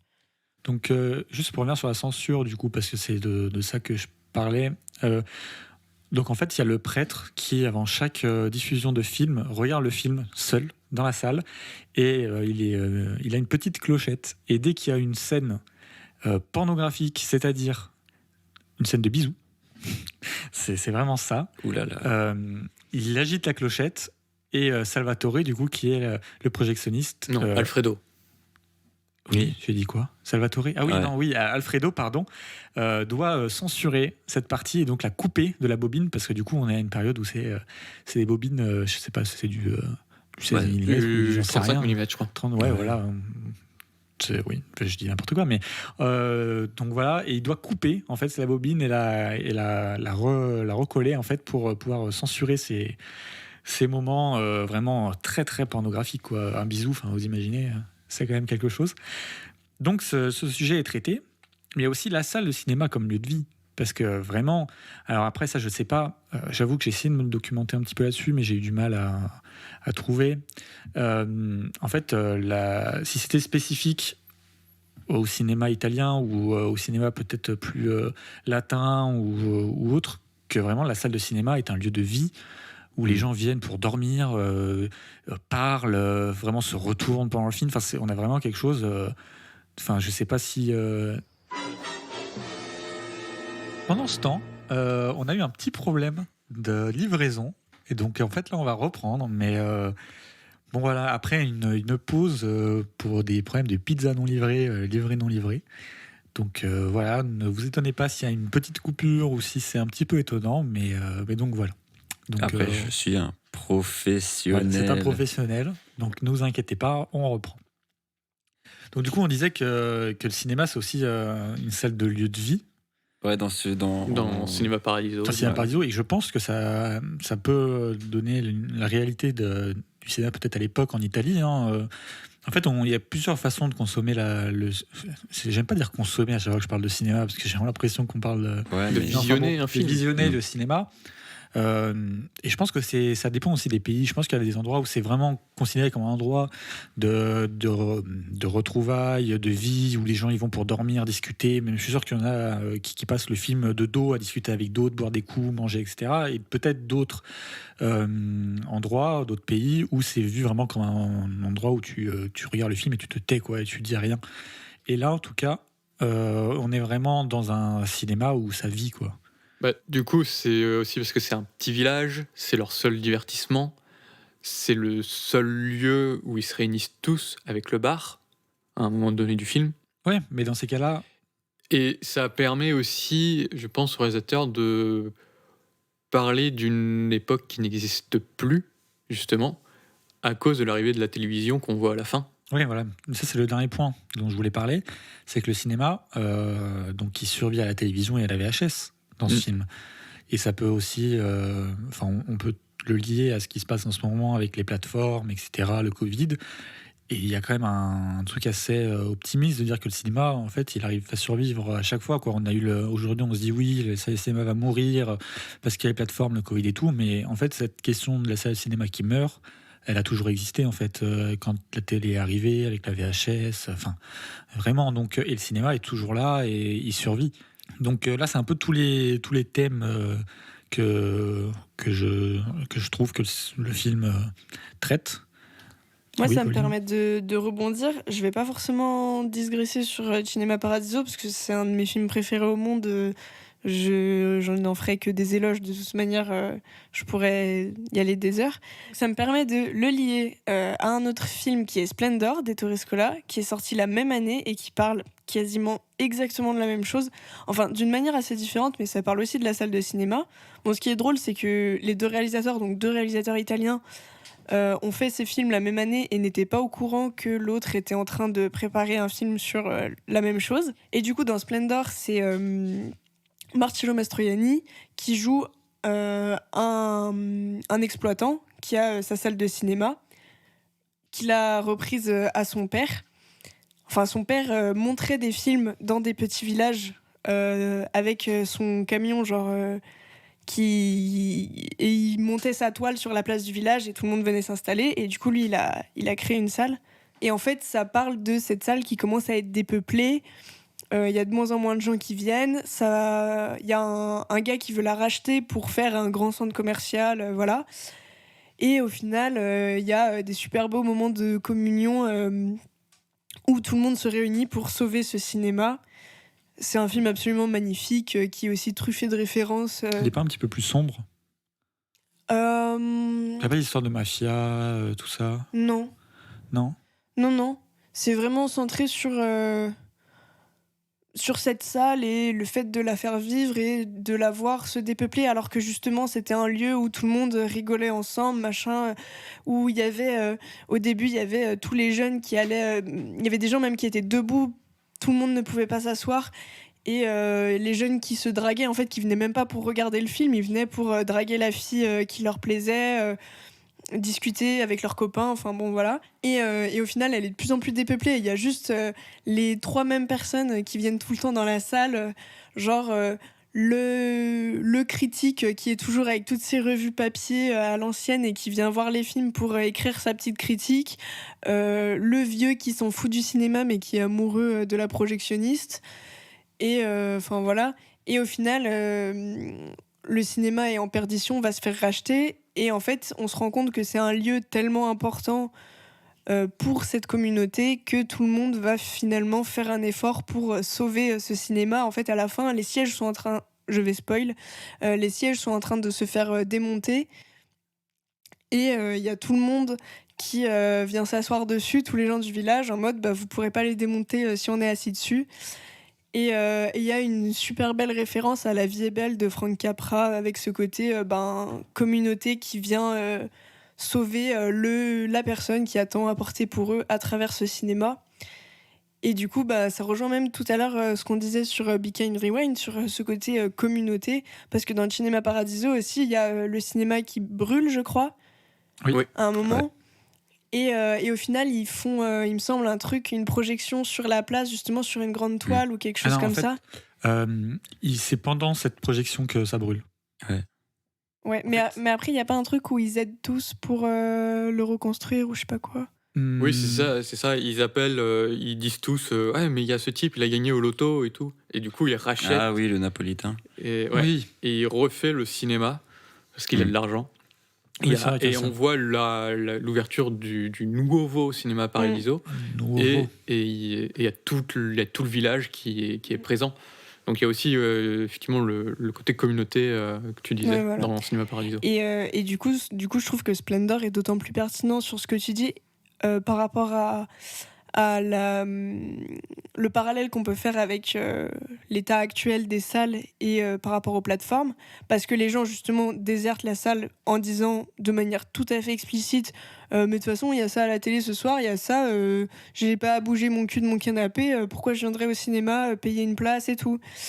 Et ce qui est assez triste dans un sens, c'est que Ettore Scola avait il y a quelques années déclaré qu'il n'aimait pas quand on disait qu'un film était encore très moderne, parce que ça voulait dire que le film n'avait rien changé, que le film avait fait un constat et que la société n'avait pas évolué depuis. Et du coup, il n'aimait pas quand on disait que ces films étaient encore beaucoup d'actualité, très modernes, tout ça, parce que ça voulait dire que rien n'avait changé entre son C'est un film état des lieux ultra et défaitiste. voilà.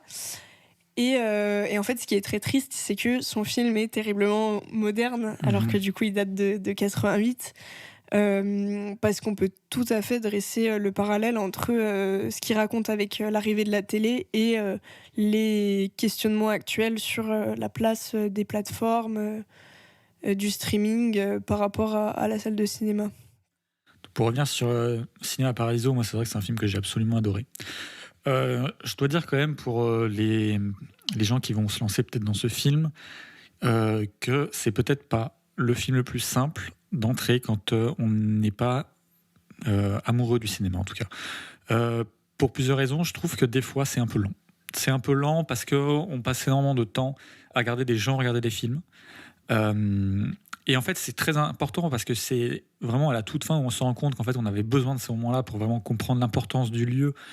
Et ça nous touche encore plus quand on arrive à la fin.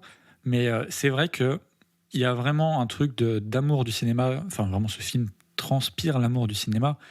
Et je pense que quelqu'un qui découvre le cinéma va moins être touché par ce film et risque peut-être d'être un peu ennuyé de temps en temps.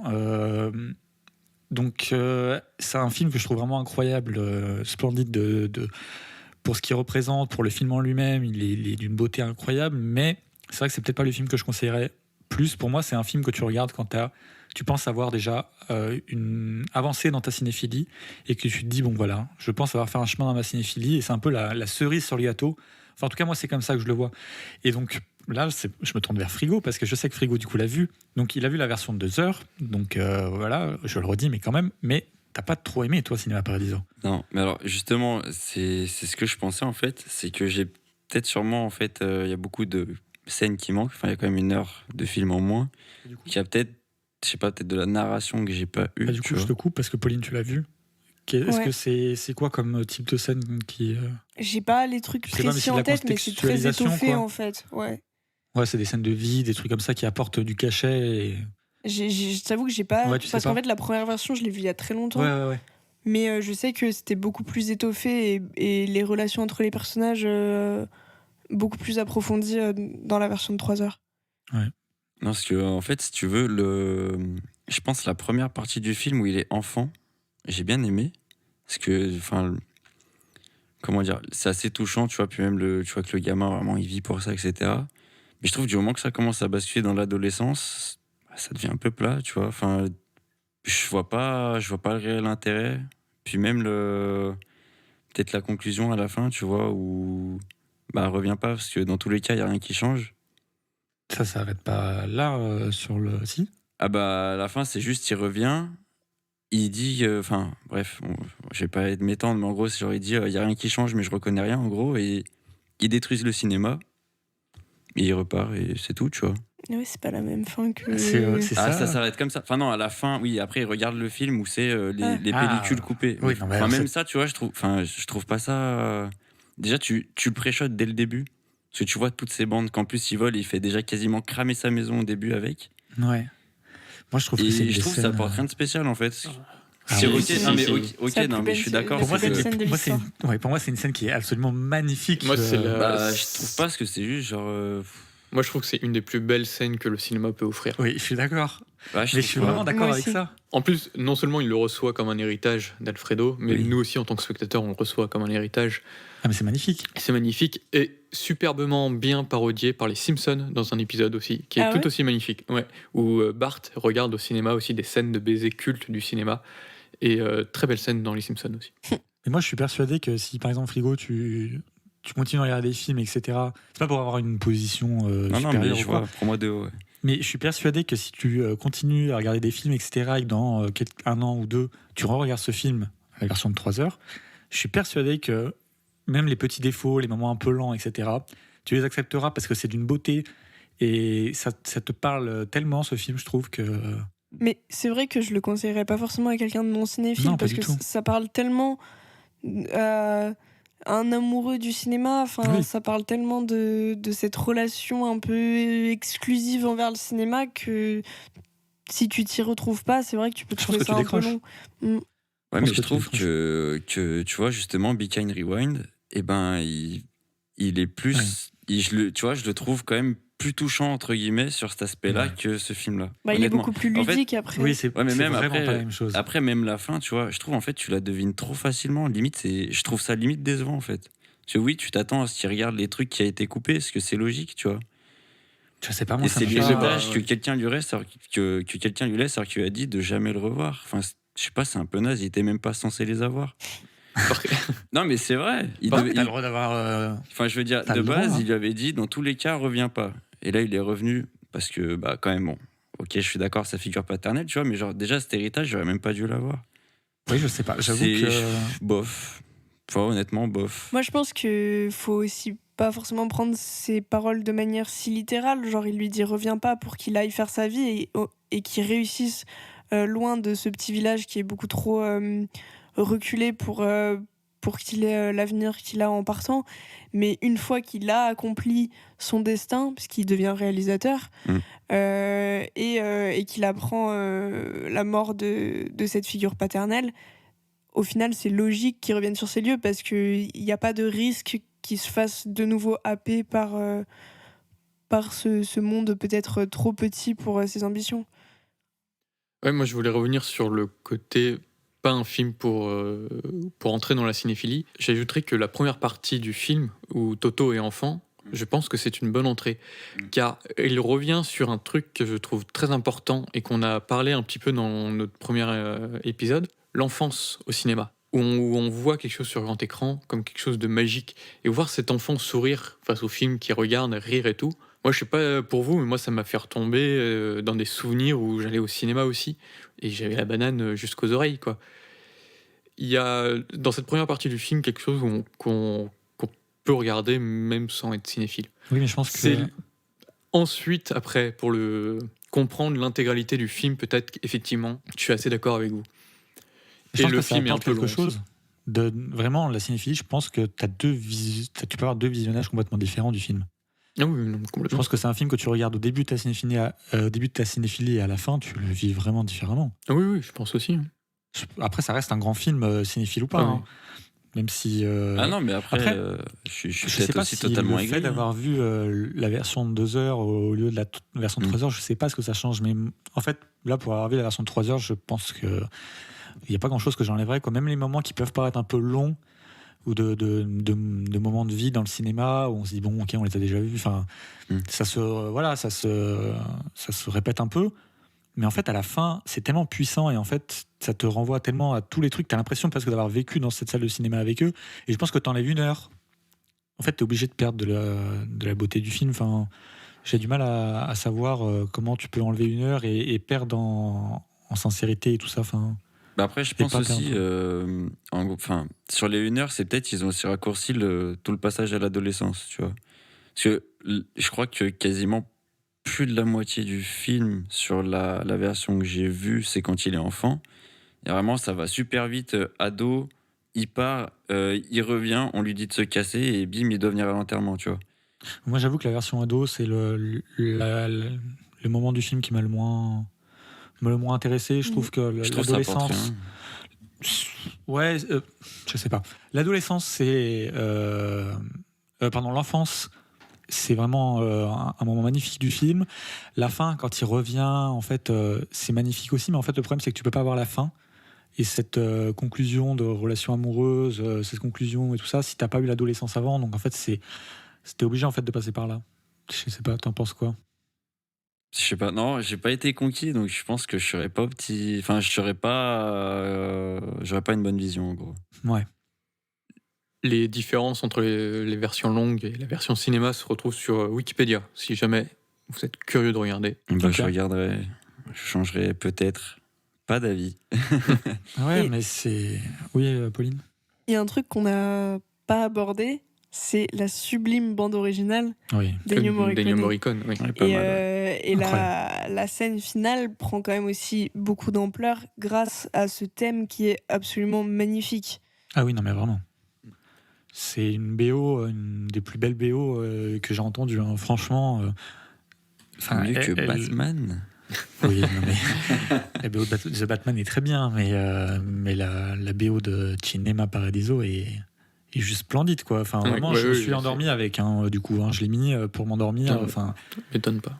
non, mais elle est incroyable. Puis bon, c'est pas n'importe qui l'a fait, quoi. Donc voilà. Mais c'est vrai que je suis un peu triste que tu t'aies pas aimé le film, en vrai. Parce que. Après, c'est ce que je disais avant. On n'a pas les mêmes sensibilités. Mais bien sûr, ou quoi, mais tu vois. c'est ça qui est intéressant. Hein, parce que si on était tous là à dire j'ai mis 5 sur 5 au film, je le trouve incroyable, c'est la plus belle. La scène de fin, c'est la plus belle scène de cinéma, bon, bah voilà, on aurait fini la discussion là, quoi. Mais là, c'est intéressant de voir ça. Mais je pense que du coup, moi, je suis quasiment persuadé que tu le revois dans 2 ans en ayant vu plus de films et. Je suis sûr que tu le vois différemment, ce film. Je sais pas. Je sais pas, parce qu'en vrai, je reviendrai sur ce que j'ai dit, tu vois, mais vraiment, je trouve que Après, on parle pas de la même version aussi. Oui, mais ça joue. je trouve quand même que la scène de fin. Enfin, oui, ok. Mais ça, c'est étonnant, parce que comment on peut Non, être vraiment, trois je trouve à pas dire ça et... Je trouve pas ça touchant parce que de 1, il devait même pas l'avoir, et de 2, tu t'y attends tellement. Alors, bon, je suis peut-être con, mais je m'y attendais pas plus que ça. Et moi, honnêtement, je sais pas. Moi, c'était une fin très connue, en fait. Ah oui, moi, je c'est une fin connaissais très pas, connue donc, de l'histoire du cinéma. Donc moi, je la connaissais.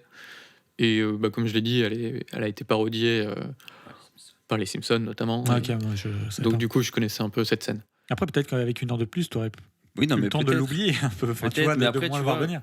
Justement, Mais moi, je la trouve incroyable. Enfin, elle est magnifique, cette scène. Elle est magnifique, elle est pleine Parce de qu'elle veut dire sens. tellement de choses, oui. Elle voilà. est pleine de sens, en plus, pour le personnage de Toto, qui est libre d'aimer, quoi, en fait. Tout comme le cinéma est libre aussi d'aimer et de montrer l'amour. C'était Oui. très beau, quoi. Et puis, ça renvoie directement à la censure du prêtre avant. C'est ça. oui. Donc, c'est les scènes que les gens n'ont pas pu voir. C'est. Enfin, oui, après, bon, bah, on peut pas tous aimer le film. Hein, et... Oui. Mais... Puis après, tu vois, tu me dis, on s'y attend pas, alors que petit, il essaye de voler plein de pellicules, Non, mais bien sûr, de trucs non, mais en coupés, vrai, tu vois. quand on y pense, bien sûr que ça semble évident. Mais je veux dire que durant les 3 heures, moment, j'y pense plus, tu vois. Je me dis pas, ah oui, donc la dernière scène de fin, il va voir ces films, tu vois. Je sais qu'ils existent, je sais qu'ils sont là, mais j'y pense plus. Ouais, mais je sais pas. Après, oui, évidemment, quand il pense, tu dis, ah bah oui, non, mais c'est évident. Enfin, en fait, déjà, le fait qu'il retourne chez lui et que, sa chambre, rien n'a changé. C'est obligé qu'il va retrouver que des trucs. Enfin, je sais pas. Cette fin me déplaît. Bon, on tombera pas d'accord là-dessus, du coup. Bah, ouais. Mais c'est ça qui est intéressant. Tu voulais dire quelque chose, Louis ? Ouais, moi, je voulais rajouter quelque chose par rapport au film. C'est l'aspect du métier qui est présenté. On a parlé de Beacon Rewind, qui présentait le métier de faire des films, donc réalisation et d'écriture. Et là, il y a un autre métier qui est présenté qui plaît énormément aussi aux cinéphiles, c'est projectionniste. Et c'est assez intéressant, je trouve, aussi de montrer ce métier qui est possible en tant que fan de cinéma à faire. On n'est pas obligé d'entrer dans le cinéma et de faire du cinéma absolument. On peut aussi diffuser du cinéma en tant que projectionniste. Après, le métier a quand même beaucoup évolué. Hein. A beaucoup évolué, mais numérique, on n'est plus ouais, avec mais ça existe les toujours. bobines, Et même au-delà du simple projectionniste, les exploitants de manière générale, oui. bon, c'est une position pas facile. C'est ça que aussi qui est intéressant dans ce film pour la cinéphilie, quoi. En fait, le film est tellement vaste, c'est un film de 3 heures qui traite de tellement de sujets.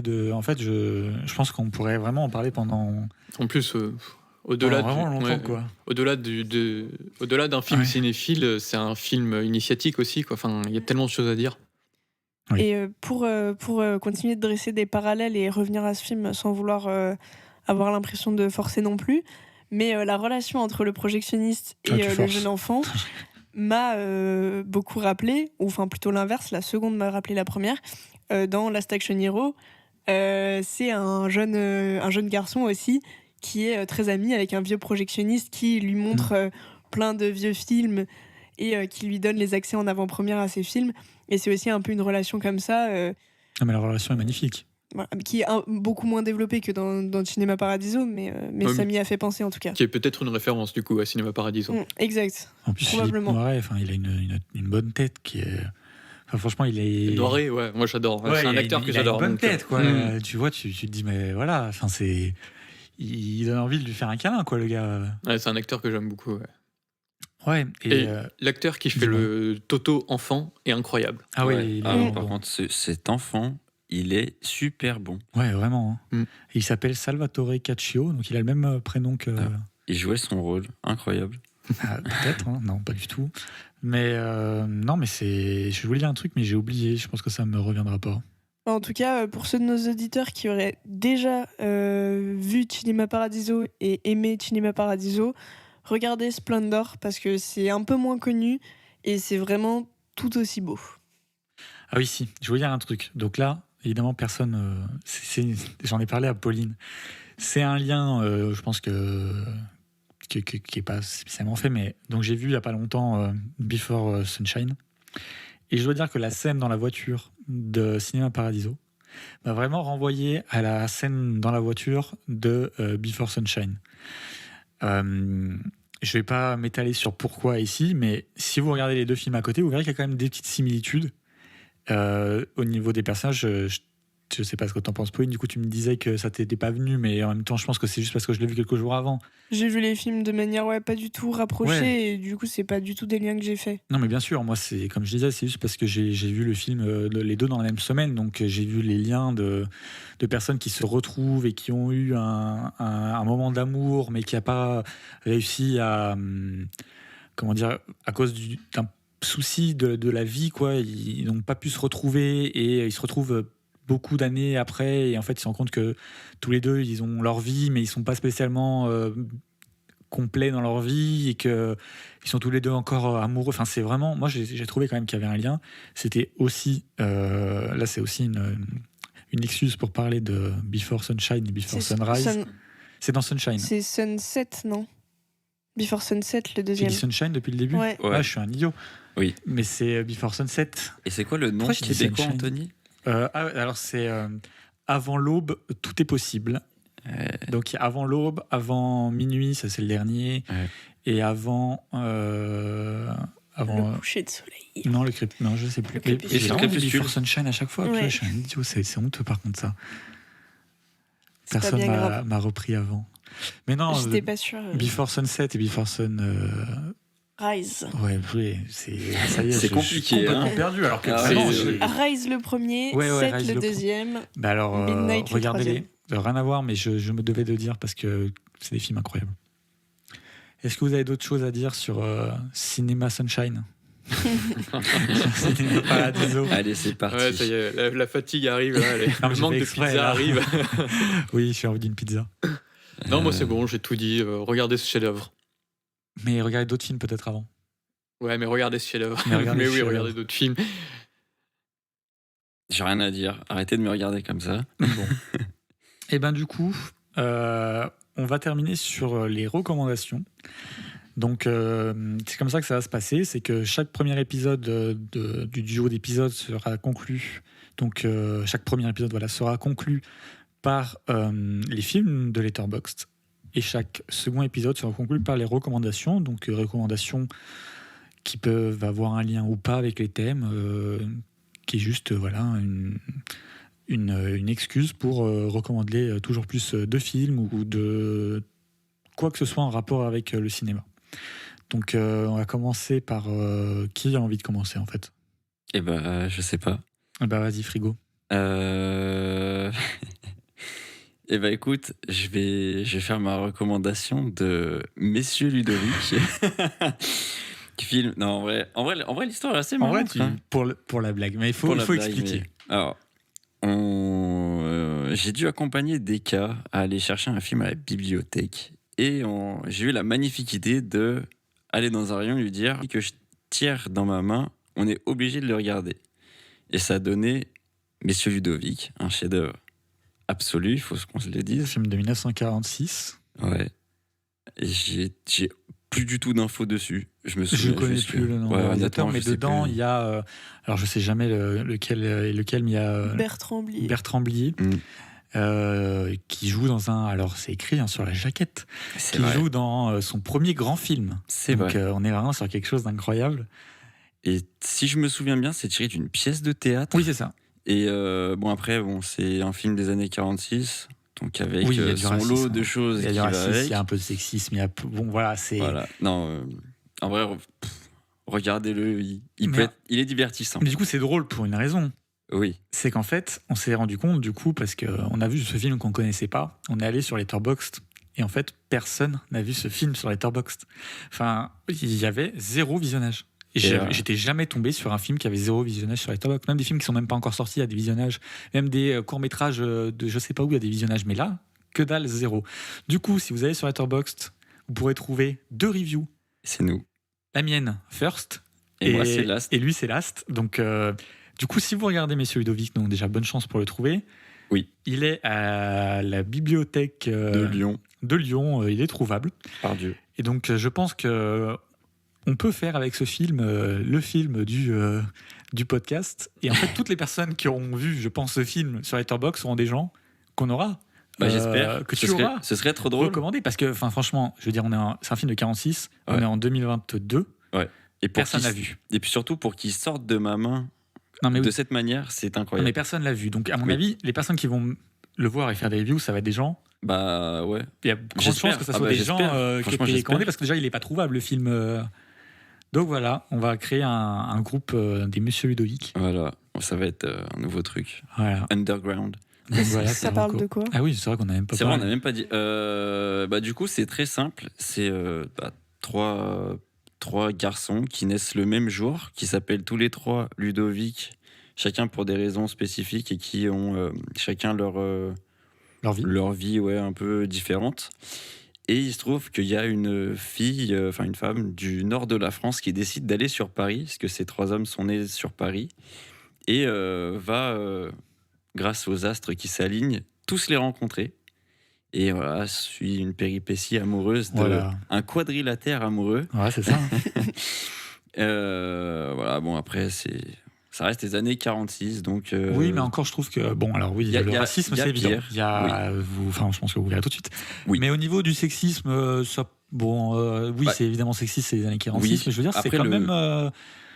Bah, surtout le personnage, Le personnage entre guillemets, est- principal et... Non, mais surtout le ça personnage va. de la femme est Oui, un personnage il plutôt est bien. fort, Oui, il est plutôt très très bien. intéressant, Ouais, ouais. je trouve après. Bon, voilà, on l'a vraiment plus regardé pour la blague, quoi. Ouais, et, ouais. Mais le film est franchement est pas. Bah, il se regarde. Oui, Enfin, il se regarde bien, c'est pas non plus. Tu fais vite autre chose à côté, je Je crois que pense. t'as mis en une vrai. meilleure note à ce film qu'à Cinéma Paradiso, mais après voilà, c'est pas. Oui. Voilà, non mais. Après, bon, voilà, on parle de choses, on peut pas les comparer. Non, mais tu penses que Monsieur Ludovic est un meilleur film que Cinéma Paradiso. Oui. Mais bon. Enchaînons avec Louis, du coup, qui va nous présenter sa reco. Ouais, moi je vais recommander un livre. Oh.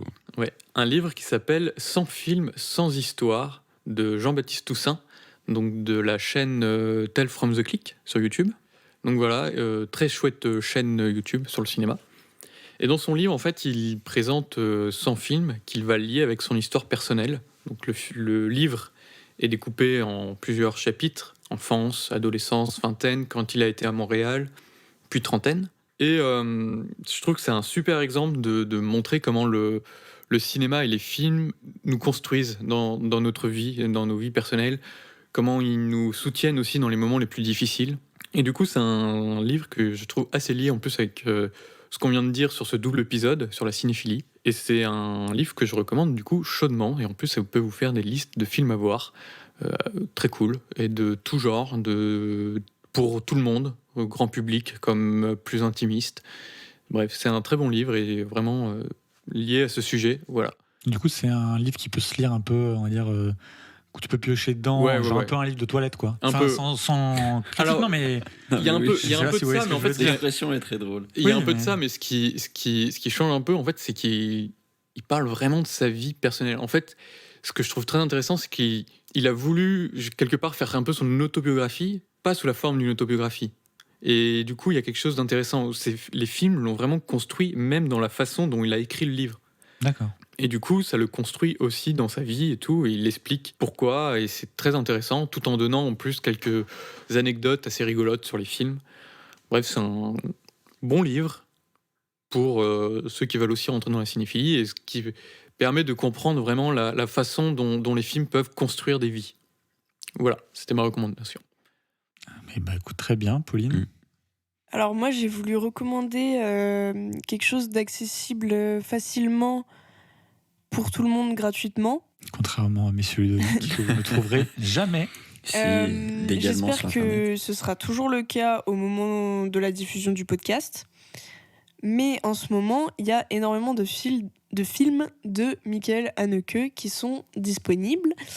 Donc il y a notamment La pianiste avec Isabelle Huppert sur France TV. Il est pas sur Netflix aussi? Possible. Je sais pas, je sais qu'il y était à un moment, peut-être qu'il a été enlevé. Je crois qu'il a été enlevé. Il a été je- sur il Prime a été aussi, mais il y est supprimé, je crois. plus. Mais en tout cas, il est sur France TV qui est donc gratuit en ce moment. Il y a un cycle sur Arte qui est gratuit aussi, où il y a Amour, Le Ruban Blanc, Bénice Vidéo et un quatrième, je crois. 71, Caché, il y a exact. 71 fragments. Non, pas sur Arte. Ah non, pardon, je pensais qu'on était sur Mubi. Non, sur Arte. Je suis en avance. Donc voilà, gratuit aussi, avec un documentaire sur Haneke que je n'ai pas encore vu mais que je vais découvrir. Et sur Mubi, il y a aussi un cycle Haneke où il y a, je crois, quasiment toute sa filmographie qui est en train d'être mis en ligne. J'ai vu qu'ils ont mis même, c'est peut-être un peu moins connu, comme Le Temps du Loup. Il y a aussi sa trilogie de la glaciation émotionnelle avec du coup 71 fragments d'une chronologie au hasard, Bénice Vidéo et Le Septième Continent. Pas dans cet ordre-là. Et donc voilà, ce réalisateur est donc à portée de main pour tout le monde en ce moment via cette disponibilité sur les plateformes. C'est un réalisateur que j'admire énormément, qui est un peu difficile d'accès, c'est pas pour tout le monde, parce que c'est très froid, ça met pas mal à distance le spectateur. Et en même temps, je trouve qu'il a une manière très intéressante de considérer son spectateur en étant violent avec lui. Dans le sens où je trouve qu'il se dit, bah, mon spectateur, il est pas débile, il peut assumer ce que je lui montre et il va montrer des choses très froides, très pessimistes, très cyniques. Il se moque beaucoup de la bourgeoisie, ou en tout cas, il les critique beaucoup plus qu'il ne se moque d'eux. Et voilà, et c'est un réalisateur très impressionnant et moi, je pense qu'une des meilleures portes d'entrée dans son cinéma qui est là, disponible en ce moment, ça peut être Caché. C'est un film où il y a une extrême maîtrise de la mise en scène, avec notamment des grands plans séquences, du hors-champ, des choses vraiment très intéressantes, qui en même temps parlent un peu de choses plus dures, politiques, avec le post-guerre d'Algérie en France. Et c'est très riche et je conseille vraiment d'aller découvrir si jamais vous n'avez pas encore vu. Amour, c'est un de mes films préférés, une grande source d'inspiration pour moi, et peut-être son film le plus optimiste, en tout cas c'est ce qu'il aime dire. Tu parles d'un optimisme. Ouais, si, voilà. C'est... Mais c'était donc voilà, ma recommandation, parce que accessible très facilement, j'espère que ça pourra vous tenter. Et moi, donc, je vais vous recommander un film pas très long de 78 minutes. Vraiment, si vous avez envie de voir un petit truc rapide, vous pouvez le voir. Et donc, ce film, c'est Shiva Baby. Donc, c'est un film qui est sorti en 2020, mais on va dire que c'est en 2021 vraiment qu'il a été un petit peu plus connu. Et qui est dispo sur Mubi. Donc Mubi, c'est une plateforme, comme tu disais, enfin je sais pas si tu un peu ce que c'était, mais Mubi, c'est une plateforme de cinéma de patrimoine, donc on retrouve pas mal de films d'époque, etc. Donc qui est très intéressant pour ça, et qui a un abonnement en plus qui est pas si cher, je crois que c'est 5 € par mois, et on doit avoir un mois gratuit. Enfin bon, je suis en train de faire la pub pour Mubi, quoi. Et donc, si vous prenez Mubi pour regarder Haneke, profitez-en pour regarder du coup Shiva Baby, donc qui est un film de Emma Seligman. Donc, je crois que c'est son premier long métrage. Et donc, c'est un film de 2020. Donc, comme quoi Mubi fait du cinéma patrimoine, mais produit. Je sais pas si c'est produit, mais en tout cas, c'est c'est une exclusivité Mubi, quoi. Donc, c'est pas produit par Mubi, mais c'est distribué par Mubi. Et donc, un film de 2020. Et c'est un film donc qui parle d'une jeune femme, alors ils disent collège student, donc c'est de l'université, quoi. Le lycée. Collège, c'est université. lycée, je crois. Non, je crois que c'est université. Ah non, c'est université, oui. Non, donc t'as en raison. gros, et qui va donc à la Shiva de sa famille, donc c'est, je saurais pas exactement dire ce que c'est. C'est une... Alors la Shiva, je crois que donc c'est dans la religion juive. Et je crois que c'est un rapport avec le décès d'une personne. Je sais plus exactement, mais enfin bon, je crois qu'il y a quelque chose comme ça. Parce qu'en fait, pardon, je m'embrouille. Mais en gros, donc elle va à cette fête juive, quoi. Et elle va rencontrer des amis à elle, enfin non, surtout sa famille, quoi, son ex-petite copine. mais aussi elle va se retrouver face à face avec son sugar daddy. Et donc, moi, je m'attendais à voir un film plutôt drôle, plutôt léger, où voilà, on retrouve une femme qui se retrouve dans une fête. En plus, oui, je crois vraiment que ça a un lien avec le décès, parce qu'il y a les condoléances qui sont faites par tout le temps, donc voilà. Et elle se retrouve avec son sugar daddy. Et donc, c'est drôle, c'est très drôle, mais c'est surtout très, très, très angoissant. Vraiment, ça a été un des films où j'ai vraiment serré les fesses du début à la fin. Dernièrement, c'est vraiment un des films qui m'a le plus vraiment tenu en angoisse, quoi. Enfin, franchement, c'est magnifique de précision dans déjà la réalisation est vraiment d'une précision incroyable, et ça, en fait, ça passe de moments un peu comiques à des moments de grande tension, et c'est vraiment génial. L'actrice principale, c'est Rachel Sennott, donc c'est une actrice qui, je crois que c'est son premier long métrage, ou en tout cas elle a fait des trucs qui ne sont pas du tout connus, et elle va tourner là dans le prochain film, un des prochains films distribués, je crois, pas produit, mais par A24, qui s'appelle Bodies, donc qui est sorti en 2022. Et donc je pense que c'est une actrice qui, je pense, va vraiment je pense qu'elle va faire son chemin dans le cinéma, quoi. J'en doute pas, parce qu'elle est vraiment incroyable du début à la fin. C'est une performance d'acteur d'actrice que j'avais pas vue, que j'ai vu, mais c'était vraiment magnifique, quoi. Franchement, regardez ce film, je m'embrouille un petit peu, mais vraiment, Shiva Baby, regardez-le. C'est un film court qui a une tension incroyable, qui est vraiment drôle, et qui est tenu par une actrice principale vraiment splendide. Donc, regardez-le. Et moi, il est dans mon top 10 de l'année 2021. Et il est vraiment trop peu connu pour ce que c'est. Donc, je ne peux que vous conseiller de regarder Shiva Baby sur Mubi, du coup. Bon, et je pense qu'on va pouvoir conclure sur ça. Oui, je pense. Et puis, on se retrouve, du coup, pour la prochaine fois, pour 2 épisodes, une nouvelle fois. Donc, prenez soin de vous, et au revoir. Et regardez des films. Salut. Cut.